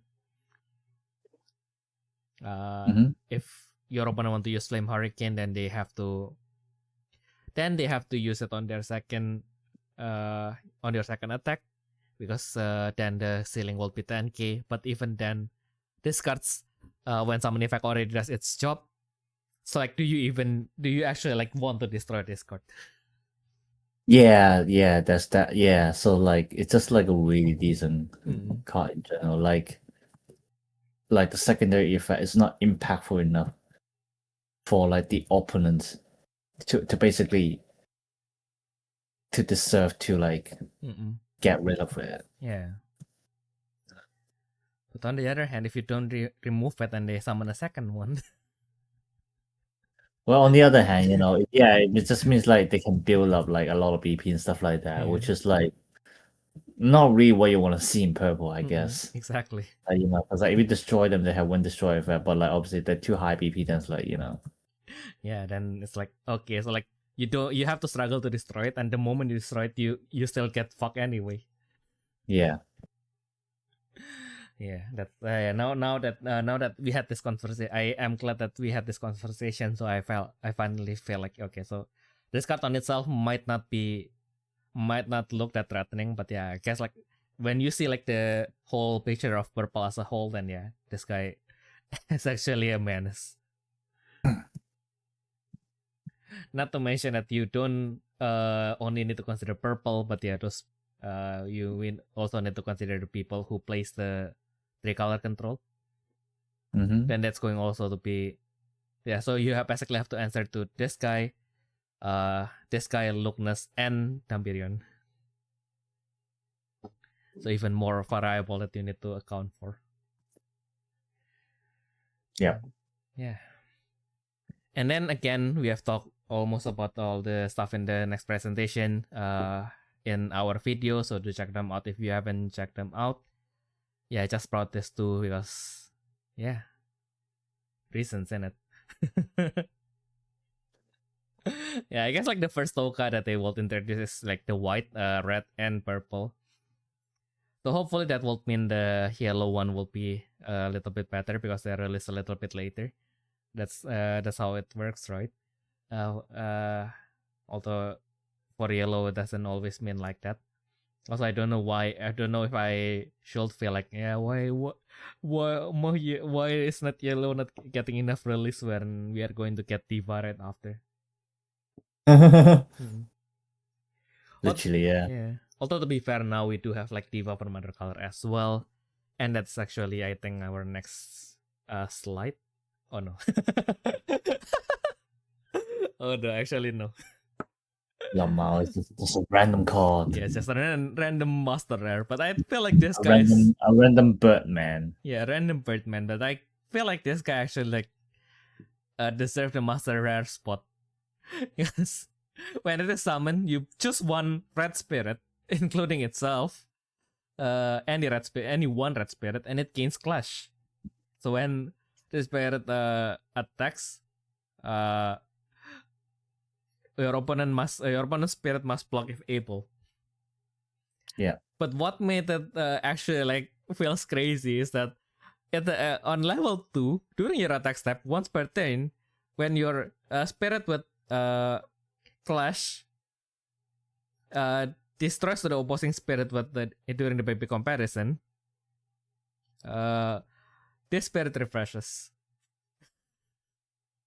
So basically, on the 10 when it is summoned, it's a cheap, albeit not infinite version of Faldigaya. I mean, if you get the BP, you can clear at least 2 spirits. Yeah, which is already decent for like a 4-2. Yeah, exactly. And it's a bird. It makes everything better. I don't know why. It just looks really cool. So I feel like yeah, this kind of deserves the art and the rarity that it has. And also, yeah, on the second battle, I mean like it doesn't even have to survive because it has an EX symbol anyway. So true. Yeah, true. Yeah. So it can connect to your Faldigaya as well. Like yeah. Oh my god. I mean like is this my favorite card from the set? Probably not. But like, do I really like this card mechanically? Yeah, I don't know why. Like the idea of like, just like, yep, turn to plop, just slap this card, destroys like all opposing block, destroy like your opponent like readies like their blocker. Haha, they're now gone. Yeah, it just feels nice. Is it actually nice? I don't know. But also, if you, I think it would be, yeah. Yeah, and also like again, like you don't really have to attack twice. This is standard. Like the other scary thing is that you can just attack with on your turn 2. You just pay 4 costs, summon this guy on with your soul core. It has the super unleash, so it has 5,000 BP. Gives itself clash, attack, force the opposing setup to block. So they lose their symbol, you refresh it, and then you just end your turn. You have like one 5k blocker that when they are destroyed gives you an X symbol, and your opponent has like one less symbol. Yeah. Yeah. Mechanically speaking, this is very nice. Yeah. Now this is the new yeah, so we have I never thought I say this in the post where I post this card, but like yeah, I never thought I would say that we will have our first green diva ever, and of course Fonina is a green diva. Because if you don't know about diva, her thing is basically just Corpus a lot, makes exhaust all opposing spirit, and anyway just attack really quickly. Because everything is going to have like lots of cores and yeah. Just very deadly. Yep. Yeah. So now, I guess like this kind of shows that even the existing diva can belong to other colors as well. And so far, we know that at least like we will have like at least one red diva, which is Arcraya. Is which is based off the starter deck of the starter deck post for the red entry deck. Akurai. Yeah. Right. Yeah. Yeah. Which also like begs the other question, right? So like one of like I saw like this random tweet on Twitter, and I was like, it kind of gets me thinking as well, because like, yeah, I mean like the idea, like the sentiment that they wanted to include the new cards as well as Diva is like really nice, but also like, yeah, do you have like enough time to kind of like build bonds with these spirits to want them as a Diva? Fair question, I guess. Yeah. Because I guess like we with the other Diva, like I mean like the Diva set has always like included like the recent stuff, but usually like the Diva sets are like introduced like 3 sets in, so like it's usually between set 3 and set 4. Like by the time the Diva set came out, like you already use Pajardalas enough, you use Vinyl enough, you use Velma enough, so like you are familiar enough with the characters that you, when you get that Diva, okay, this is something that not really maybe that you don't want specifically, but like this is something nice to have. Like I have like some connection to this Diva. Yeah, so this time they do decide to release it a little bit early, so between set 2 and set 3. Oh yeah, I guess that's also the argument of like, yeah, by that time do you already like play enough with the entry deck? Do you have you played enough with the BS01 to kind of like get invested in the spirit? And I guess with the release schedule, then there might also be chances that they want to include stuff from BS02 as well. And we are going to get 2 Diva sets, by the way, in this cycle. Still don't know when the second set is going to come out, but like we're going to get a second set. So probably going to be after set 4, and then we'll probably have like stuff from like set 3 and set 4 there. Maybe that's the strat. Maybe they wanted to do it that way. Maybe. We'll see. We'll see. Yeah, as long as Rabbi Darling is there, I won't complain. Yeah, I'm a simple guy. I'm a simple guy. There's like a high chance she's gonna be there. Yeah. Yeah. If she's not there, Riot. Always Riot. Riot is the answer. Yeah. So yeah, now we are going to have a red, green, yellow, and blue. So yeah, I guess I won't complain. I like blue enough, so I think like maybe yellow is maybe I can finally play yellow again. Cause so far I feel like I'm satisfied enough with Thunder Dragon, but yeah, kind of want something more, isn't it? So I played with Amplify, and Amplify is kind of like a high roll deck, but not really high roll. It's a snowball deck. But the high is the high is like very high, and I was like, huh. I'm playing against a deck that is I feel like the problem with Thunder Dragon is just it's heavy, isn't it? Like, it's not even the effect being like feeling like a little bit too like slow, like not as impactful, because again we have established from time to time again, like the point is not to destroy your opponent's spirit. But like I don't know why, but it feels like the one thing that doesn't make Thunder Dragon feels nice to play is like the in-game cost is just too high. Yeah. Maybe I should just give up and play fish. Just play fish. Fish is good. Yeah.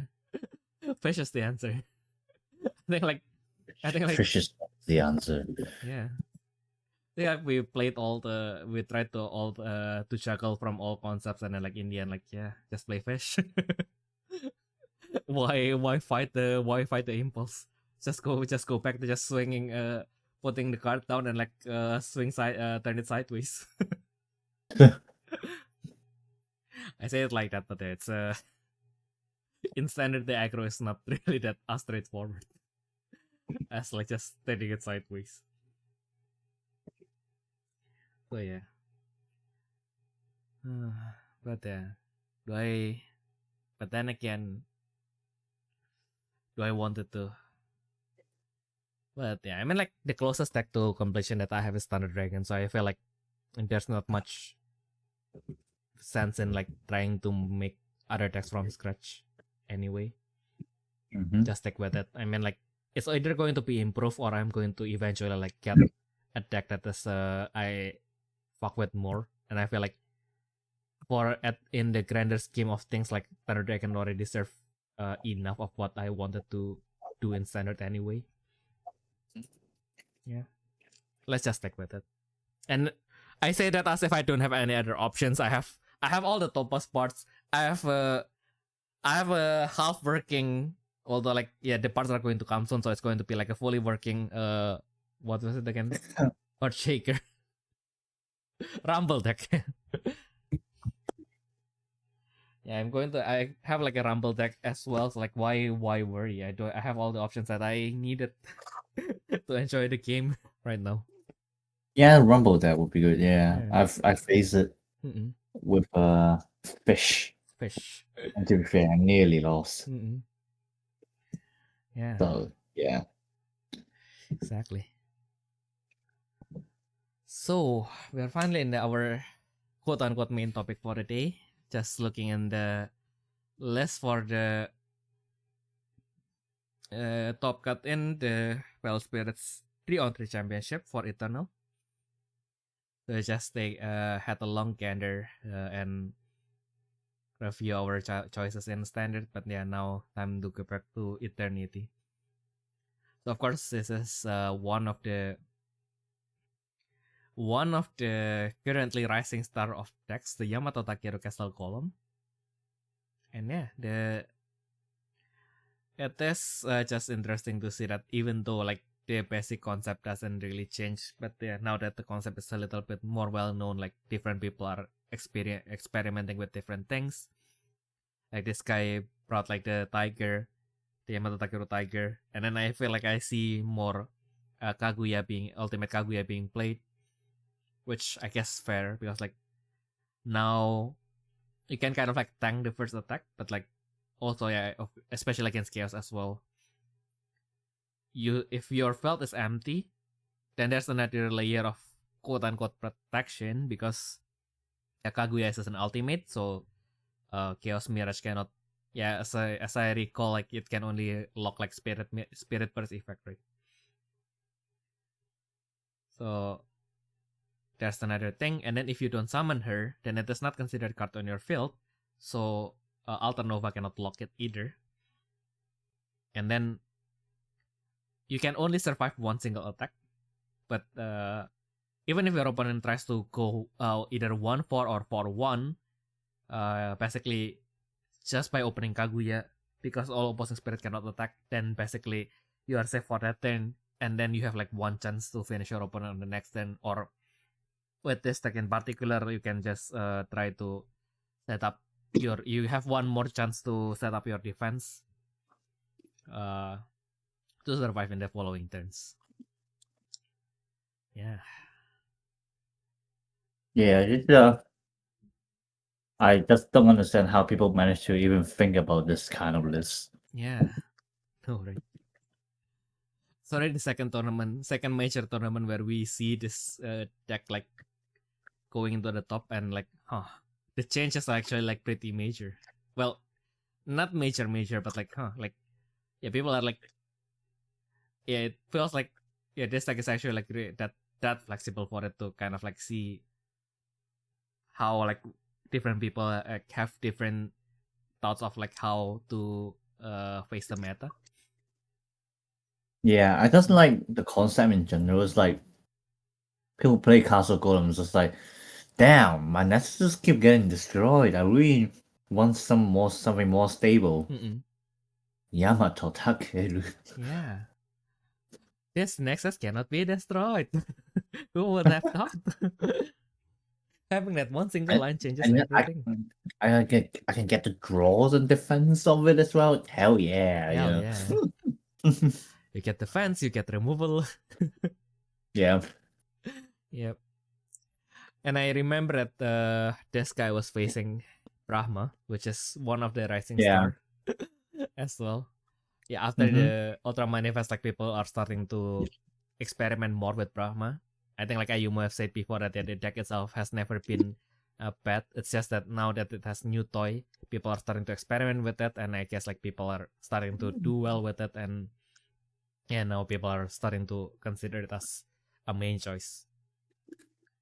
And I mean, as you can see though, like definitely has some more upgrades as well, mm-mm. which like definitely like makes it better to make it like actually metafiable. Mm-mm. Oh yeah, there's the new manifest rare and the new ultra manifest, that's for sure, and the new saga brave. Yeah. Yeah, the saga brave being interchangeable between Grand Walker is definitely something nice. It's just like there's one cost for one counter. Mm-mm. And I'm pretty sure it gives Grand Forces as well, I think. Yeah. Oh yeah. It did. Yeah. So it's like that card alone just like improves everything. Mm-mm. Actually, no, that's contrast skill. Ah. Oh, but it means you can spawn another Oh, I see. token out. Yeah. I was just looking at the cost and I thought that was a Grand Force. Yeah, I thought as well, yeah. But yeah. Actually, like these two like fight against each other. And I think like the way the Brahma wins, like strategically, is actually the even on the first turn he basically, because like he went first, so he basically just tried to use all of his draw effects on his first turn, so that even though the Yamato Takeru guy like got lucky and like set Shirokumamba from the core charge of Yamato Takeru, like on the second turn onwards, like the Brahma guy already have enough resources to kind of like finish the game, so he did not need to draw anymore. So the Castle Golem guy was like, yeah, I have two hands. Yeah. Yep. I mean, to be fair, the Brahma guy managed to open Fabrani on first turn, so. Mm-mm. Ah, yeah. Ooh. Yeah, which is like a really nice card for him to have as well. Like, I was like, when I watched that, I was like, why is he like so trying to be so fast with everything? And I just realized, oh yeah, I forgot that Shiroko Mamba existed. Even though in general, you're against a mill deck, you have to be fast. yeah, So true. Yeah, that's like, yeah, if you are going to lose your deck anyway, you might as well like draw it before your opponent, before it becomes unavailable to you, isn't it? yeah, literally, yeah. Yeah, and then that's for the, I think like the unfortunate pattern here is that the guy who won the featured match, like his team lost. Yeah, I don't know. Because like the next guy definitely did. Like I think like this guy is won. Yeah, no, the Brahma guy won. I'm pretty sure his team won. Yeah, his team won.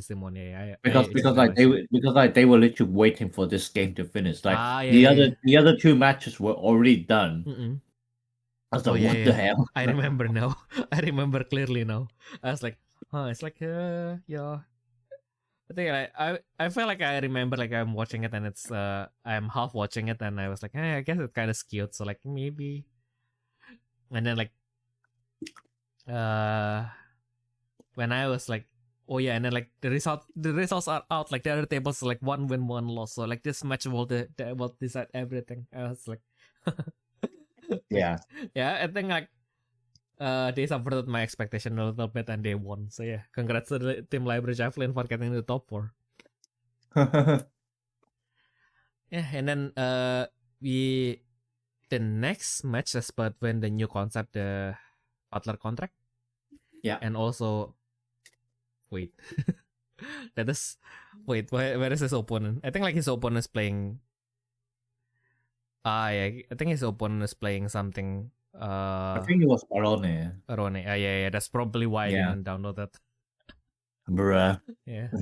Cause like, yeah, when I was just like trying to load that stuff that are mechanic, well, conceptually like different. I think like they're conceptually kind of close to each other, so I just picked one.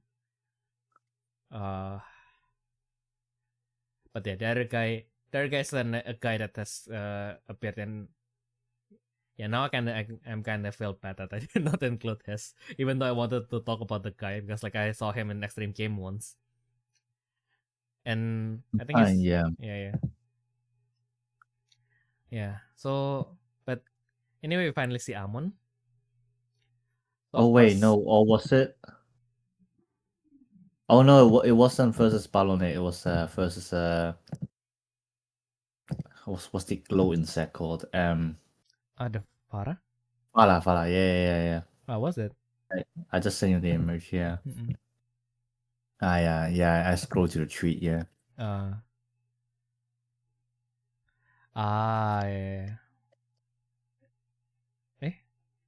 No. That guy went to the final. No. Yeah. No, Yeah. so On the right. semifinal, Yeah. he's playing against Oh, yeah. actually, I see the other post now. Yeah. Okay, yeah. It was Balone. Okay, yeah. Yeah. Oh, wait, why is the name different though? Wait, am I having amnesia? I don't think No, you got it right. It's No. Holy first. I mean, like, Miliku. yeah. No, because I remember like the guy playing is Akotaro, like the half African guy. No, that was like the side game because like the main one ended too early. I see. So Akotaro was playing Chaos versus Nyx. That was different. I see. Yeah. Now that you mention it, I just remember that the featured match, like I felt like they said that the featured match going to be something else, and then I was like, when I did not remember the featured match to be Amon actually, so I was like, yeah, oh yeah, it's because the one that I watched is the Next versus Chaos. I see. Because Amon literally destroyed Balone in like 2 turns. Damn. Yeah, I rolled. No, I mean that's just how Amon goes anyway. You kill in 2 turns. Damn. That's it. Yeah, and because like what literally happened was Amon went first, obviously set up. Then Balonet's turn. He deployed Balonet, he deployed Dan. Open Strike One Leo from the deck. So only got 1 call left, which is on the Strike One Leo. Then back to Amon's turn. And then he just managed to loop everything to 5 count. Well, not really loop, but like he basically like, contract effing from trash, doing all these stuff at counters. And then, I reached 5 counters now. My soul curse in trash, that's fine. Seal flag contract effort. Yeah, and then when I do that, I'm gonna open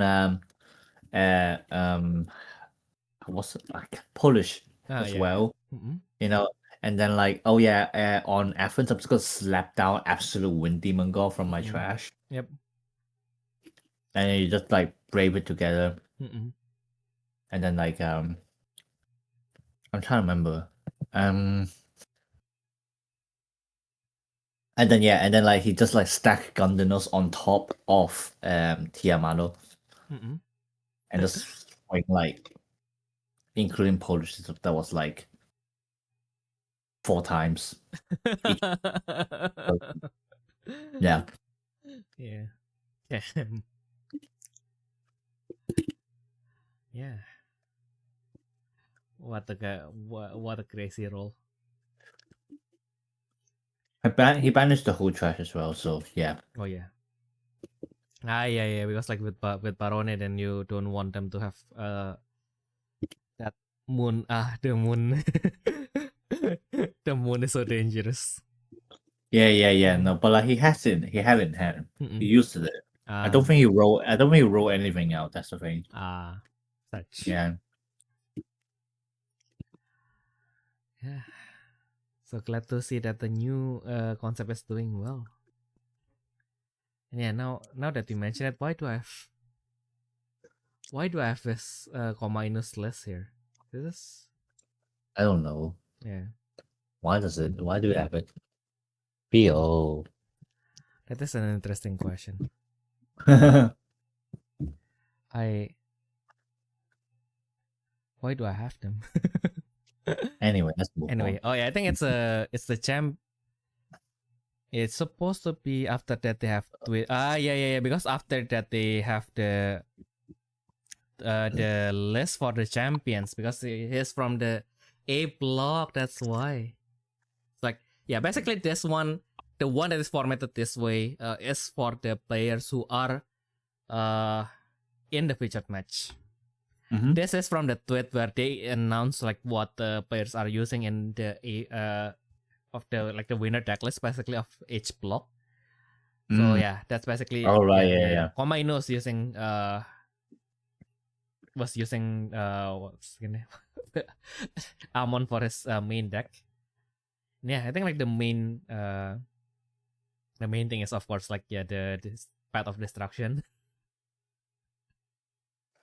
Yeah. So yeah. Just to counter ground work is even more, yeah. Exactly.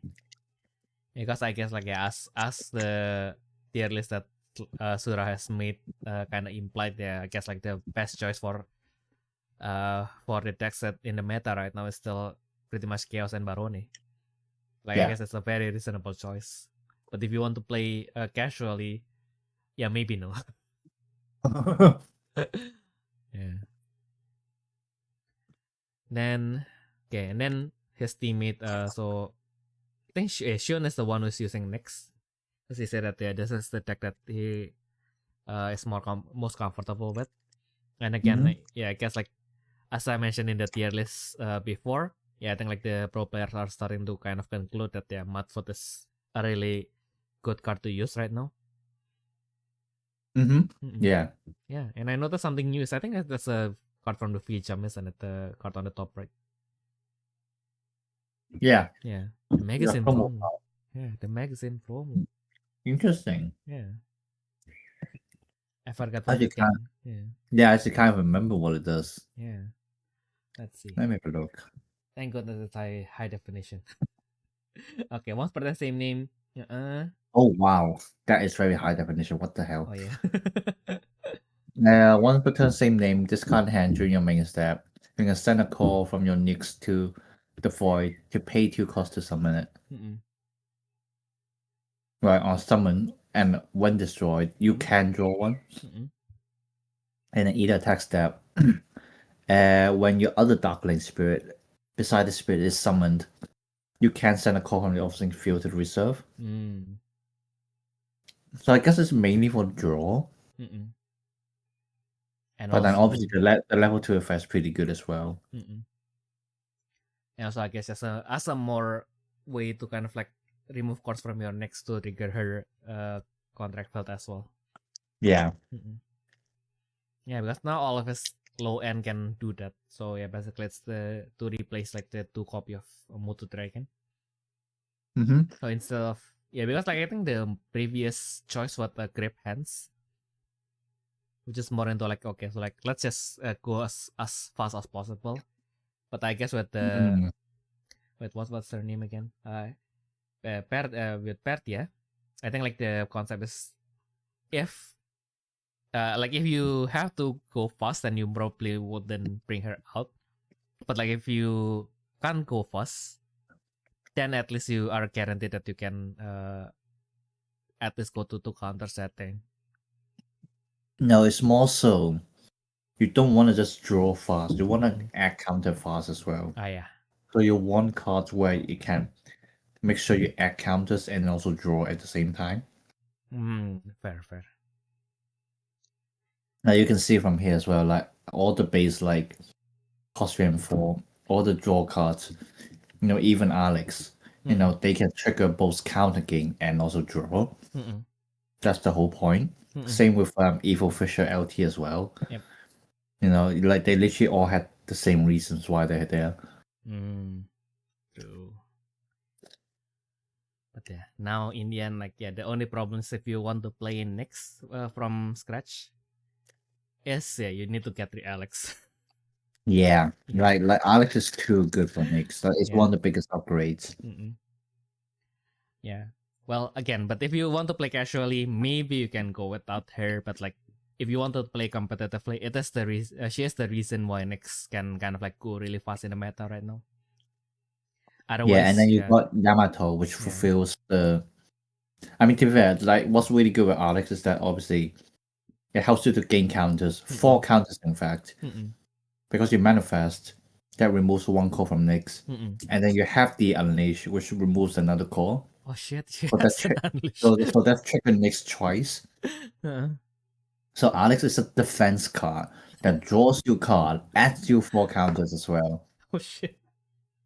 Yeah. And, Yeah. and obviously, like to be fair, like Yamato Freed is also like kind of irreplaceable as well. Because like with Dutos being limited to 1, Yeah. your burst slot is kind of missing something. Which is like Yamato just like there, just really good. Again, because like the burst effect removes a core from Nyx, so like you get 2 counters. You get your mass destroyer stuff. If you high roll, it's one of your hit points as well. Because obviously when you're 6 counters or more and you hit into their life. Actually no, if you hit into their life, you can just open it regardless. But if you're 6 counters or more, like you have ways to just open it immediately. I can't remember what's the condition, but yeah. Yeah. And yeah, basically, yeah, with that you can also just go fast. Like Go really fast.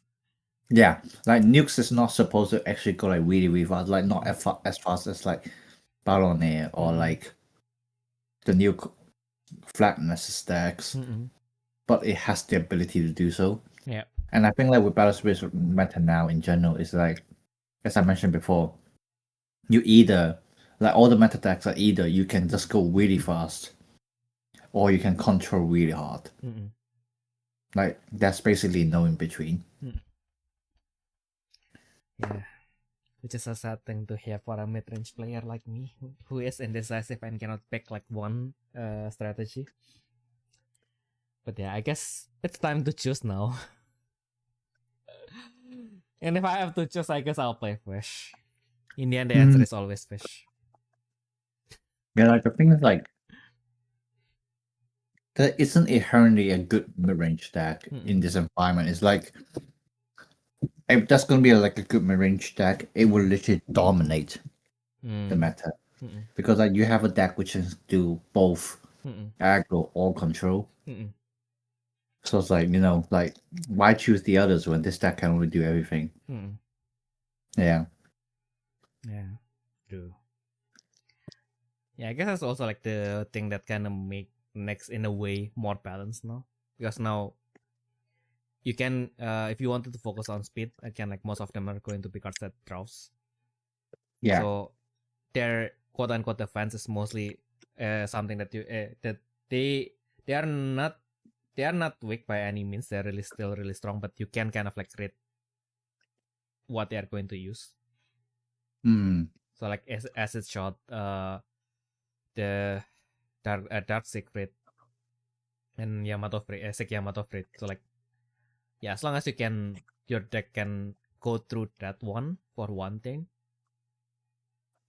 Yeah, I guess then you can, your chance to break it is not as, it's not as bad as when they have to play like full, they can focus on like full control. Because like Nyx is generally kind of like a snowball deck. So like if their draw doesn't go, like their hands like really small. To be fair, it's pretty obvious that Nyx was designed to be controlled. But obviously when it comes to like Eternal Format Battle Spirits, like you just have enough tools to just go fast with everything. That's kind of just like the state of the game. Yeah. Like chaos, chaos, like even though obviously it kind of dominates the meta. Like I would say like a very good, like neatly designed deck. Because like chaos is also designed to be slow. I wouldn't really call it control, but like it's supposed to be slow, and then Bandai managed to control that to like a certain degree, and that becomes like its main weakness. But obviously, if chaos could also go faster than that, then again, it just dominates the meta, really. Yeah, exactly. But it's also beautiful that again, right? Like when even though like Nyx can be like made fast, but like when you make it fast, like the end game threat is not that much significantly more threatening than it is in the earlier part of the game, which feels which is interesting, isn't it? Like when you the game came to the point where if you wanted to do hard control with Nyx, then you kind of have to go all in the hard control. But if you want to go aggro with Nyx, then you kind of have to sacrifice that hard control. You can still do it to some extent, but like not as hard as when you do actual like hard control. Yeah, true. Yeah, which means I sacrifice a lot in order to make my deck mid range. Sacrifice it on both ends, and I gain nothing in the process. Just for the sake of making it mid range. And by that point, it's not worth it. Exactly. I have to choose now. But yeah, speaking of chaos, of course the third. Oh wait, what did that Kurobaru use again? Why did I have Pop? Okay, so Kurobaru uses Barone. Okay, that's probably why. Yeah, I think I have the Barone from the Dragon Star guy. You just really don't like Barone, do you? Nah, I mean like if we already have them like so basically now I just like downloaded one per concept basically. Like we have Yamato Takeru, we have Brahma, we have Amon. Well, now that I say that, and then we have two Amon. Fuck. Fuck. I broke my own premise. But we already have Barone coming up, so I guess like the concept is like pretty similar. So I was like, yeah. Let's not talk about it twice. Also, same case with Chaos. Yeah, so Takumi from Dragon Star is using Chaos, which I guess now the composition of the Mirage need to change a little bit. The core itself still pretty similar, I guess. So still 3 Chaos Draw, 3 Valdoram, 3 Alter Supernova, and 3 Chaos King Chaos. And 3 Chaos. Yeah. 3 Era Chaos. Yeah, so this is one of the decks where like it's literally just designed to be fast. Like, or at least like consistent in like the turns it's building up. Because like literally like obviously you got the parts where it's like you need some mirage choices obviously. But like literally besides the top ends, which is like Chaos King and Alter Nova, basically everything either helps you to gain counter or draw. Now, obviously, like there are some tech cards, but you can see how like the majority of them are either draw. You got Beowulf, which is like basically helps you to draw further because like it gives you the choice of like taking something else from the trash.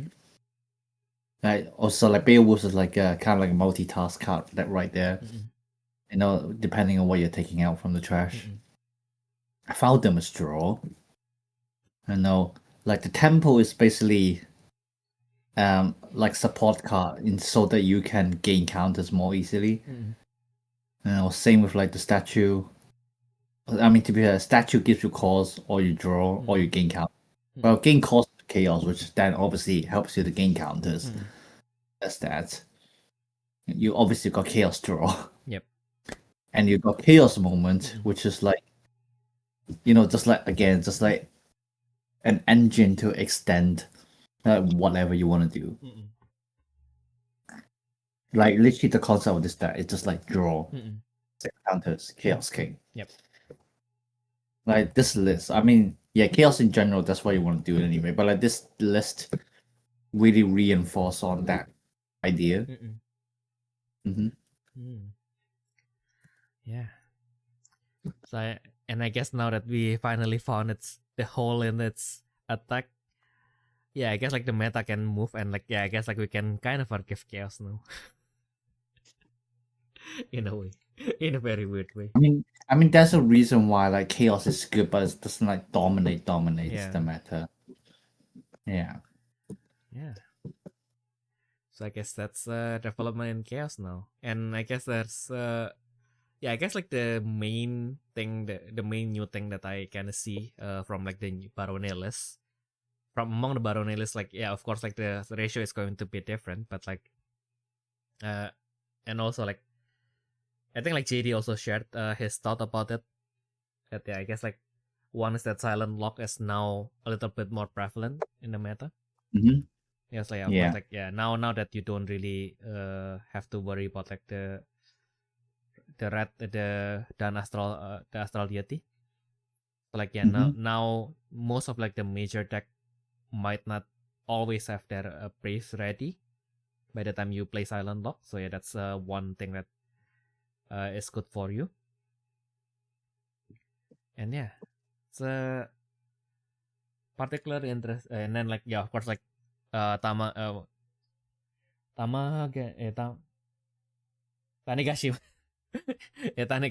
I was like, Tanegashima is now kind of gets into the meta mostly because Yamato Takeru Castle Column, and it's a pretty innovative card. And I guess like it's an LP as well, so you can call Trust Battle on it. That's like very important as well. Yeah. True. I forgot about that fact. Yeah, and then of course we see like Dan finally like be included in the deck because I guess like we know that we kind of have to go faster now. No. Dan is literally for like the Nexus destruction. Yeah. No, forgot that the Flag Nexus is because of like the Flag Nexus. Yeah. I forget that they exist. And after I was playing like Spirit Nexus deck again yesterday, I was like, oh yeah.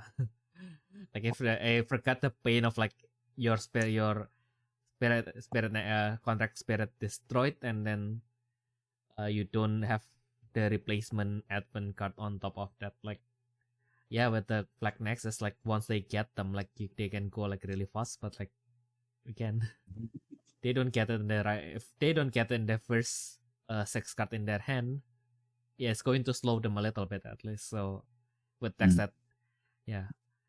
with Barone, I think it can go really fast, but like it's definitely like the threat is that if you give it like one more turn, it's going to do that again and more stable. So like so you definitely want to be able to finish them while they can. You want to be able to finish them while they are still like very very early in their setup. Mm-hmm. Yeah.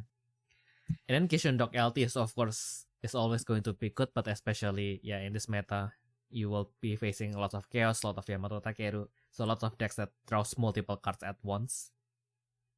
Mm-hmm. Yeah, it is especially like nice in this meta. Yeah.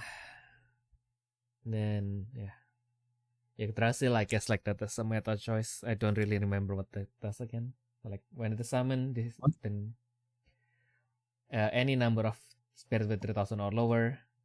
And then you can pay. Yggdrasil, yeah. It's like I feel like it's mainly for the white armor. Yeah, that makes sense. Yeah, like the summon effects can be decent in like very specific cases. But I suppose like it really depends. Like another use is obviously if your strike when Leo got stuck in hand, then you can just like pull it out as well. Yeah.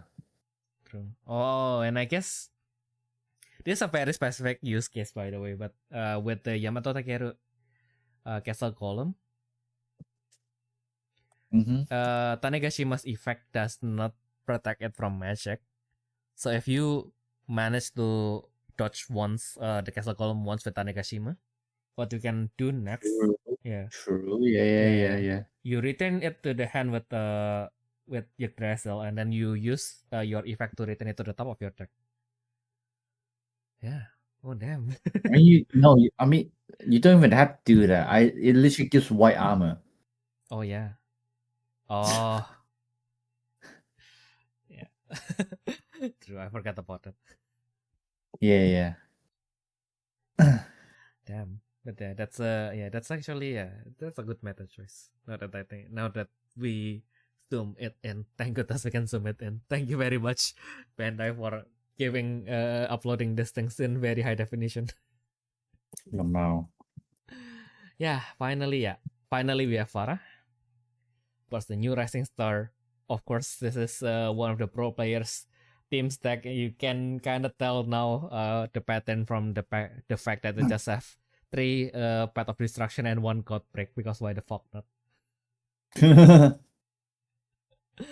I mean, the God Break is definitely more for the anti-meal as well. Oh yeah, true.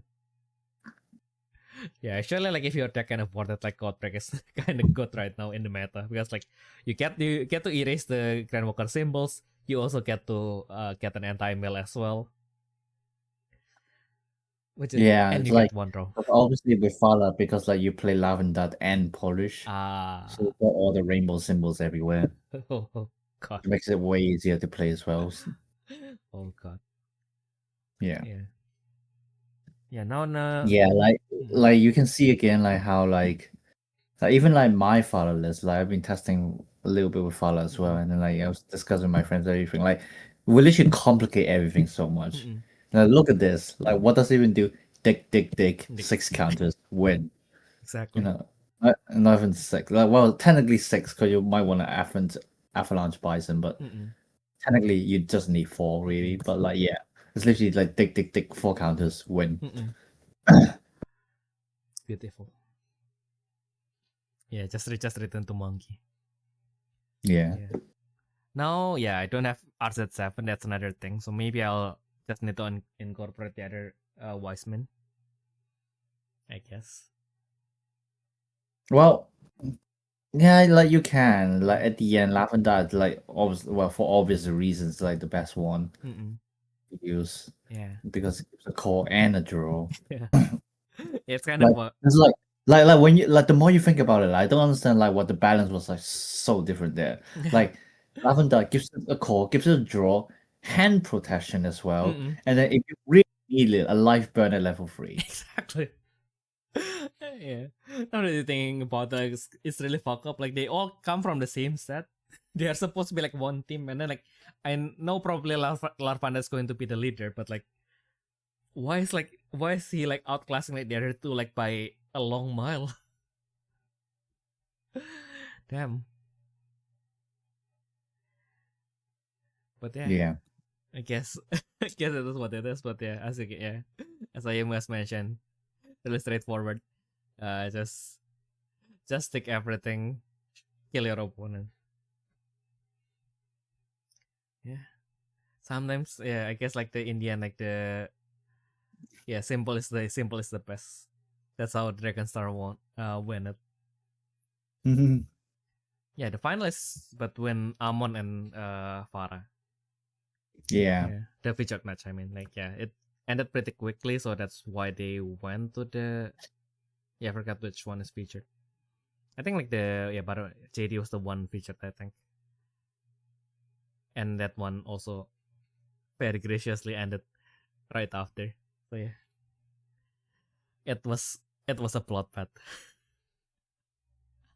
Damn, now I'm kind of bummed that we didn't get the footage for the Indonesian one. Yeah, I guess that is what it is.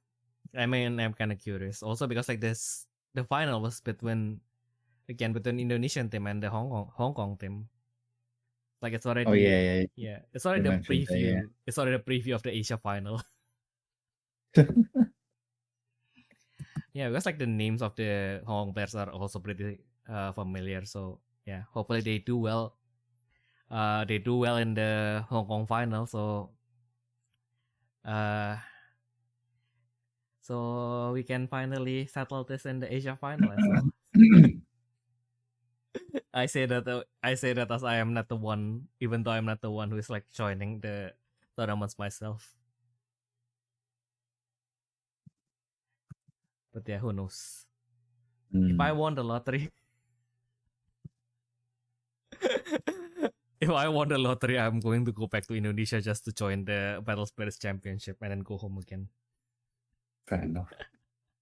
You better win as well. Yeah. Imagine if I do that and I actually win. I think like after that I should not go out of my house for the next year. I've probably used luck for like the next 3 to 5 years for that. Llama. Yeah, I need to live in a little bubble. Protect myself. Just drink like protein drinks. Like the meal replacement. For the next 3 to 5 years. But yeah. I guess that's the development from the championship. So I guess for a while, Eternal we're still going to have like the one-on-one qualifier. So you can still expect big things from there. And yeah, that's going to net you the alternate art for Farah look. So not going to look forward to the pill when I needed to go out looking for the alternate art Farah and the Farah looks and the bug.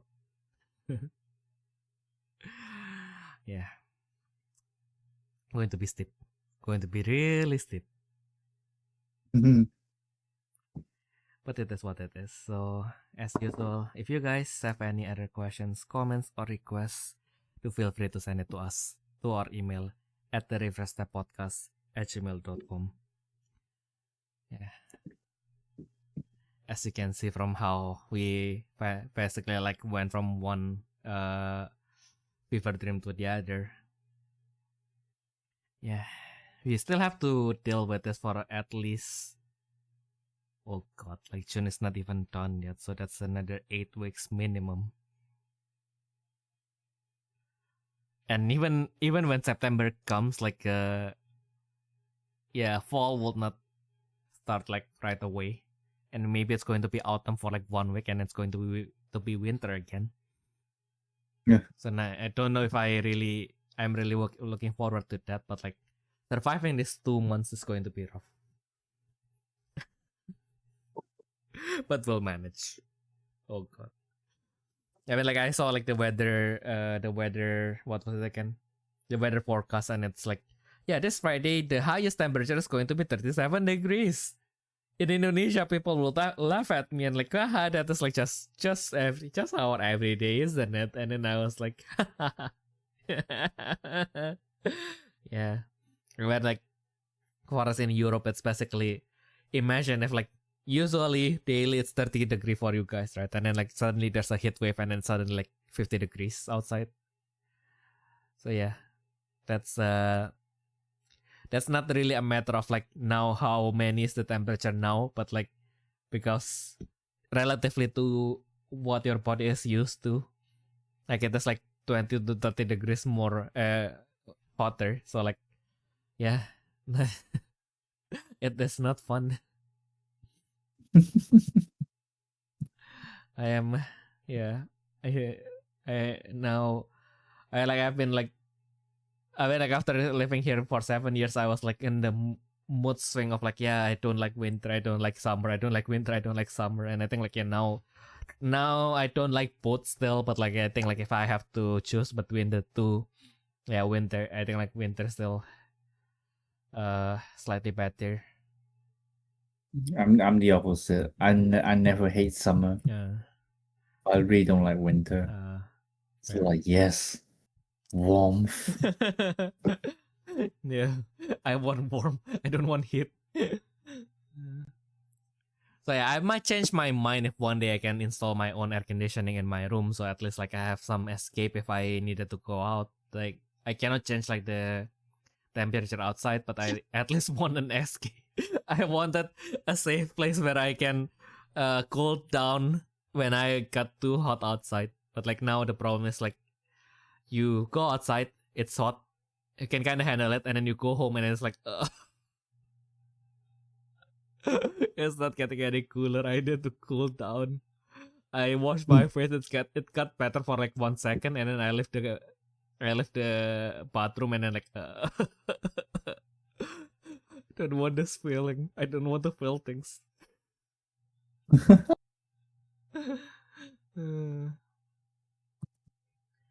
But yeah. Also, yeah, looking forward to Secular Metum in the standard format as well.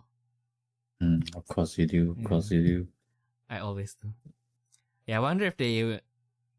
Yeah, I mean, like, I guess, like, from what we can see now, the Shiny Heart is probably going to be, well, at least the cards that are included in the starter deck, safe to assume it's going to be yellow. Shiny Heart cards that are not in starter deck probably going to be red. Absolute cards are probably going to be green. And maybe Grand Siesta blue. Hopefully. Or as a point of reference, I mean, like, yeah, we can't use that as a point of reference because I thought, like, we can use, like, the World Deity Diva. But then again, like, the one that received the green deity was Pretty Animals. But for Nina is green, although Absolutes doesn't get any deity. You mean Absolute is the blue one? Oh, it Absolute is the blue one. You're right. I already forgot. Or eraser from my mind. Because although, like, although I did that thing with Toki where we played with where we play with a special role where the World Diva becomes the contract card. Okay. Yeah. But we have to use all 6. So we made 6 decks and we have to use all of them. And I think the bet I don't think it was. I didn't make it, like, bad enough. Because, like, the thing that we haven't done, we have this one program called the Blaze Gauntlet. It is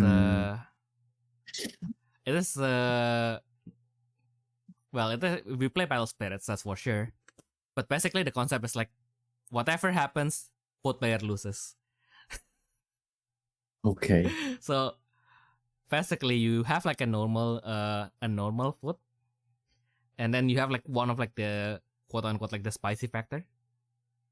So when I was playing with Amamiya, like, we do ramen, like the instant ramen, and then the spicy factor was, of course, just straight up, like, chili.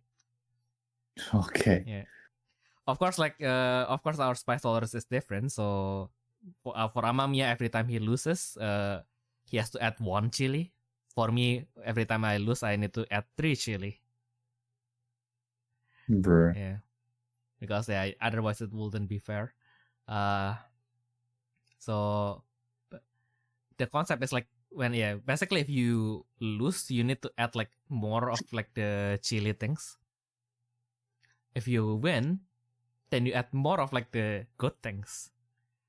So I think, like, it ended with the 4-2 or something. So, like, Mami has to eat, like, 5 packets of ramen with the 1 chili, and I have to eat, like, 1 packet of ramen with basically then 12 chili or something.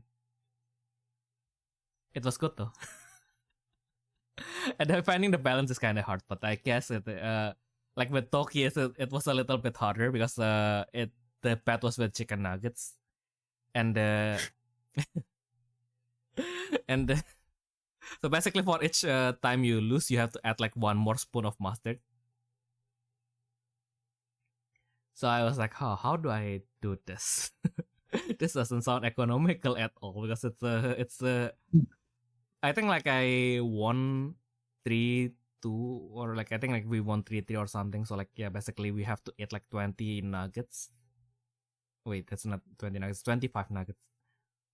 It's 5 nuggets every time we win, and then, like, 1 heaping spoon of, like, mustard whenever we loses.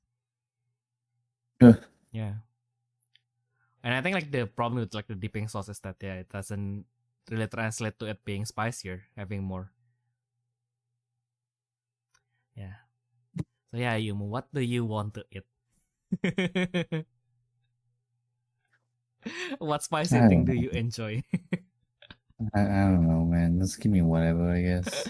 Yeah, I guess we'll figure it out one day. Yeah. Yeah.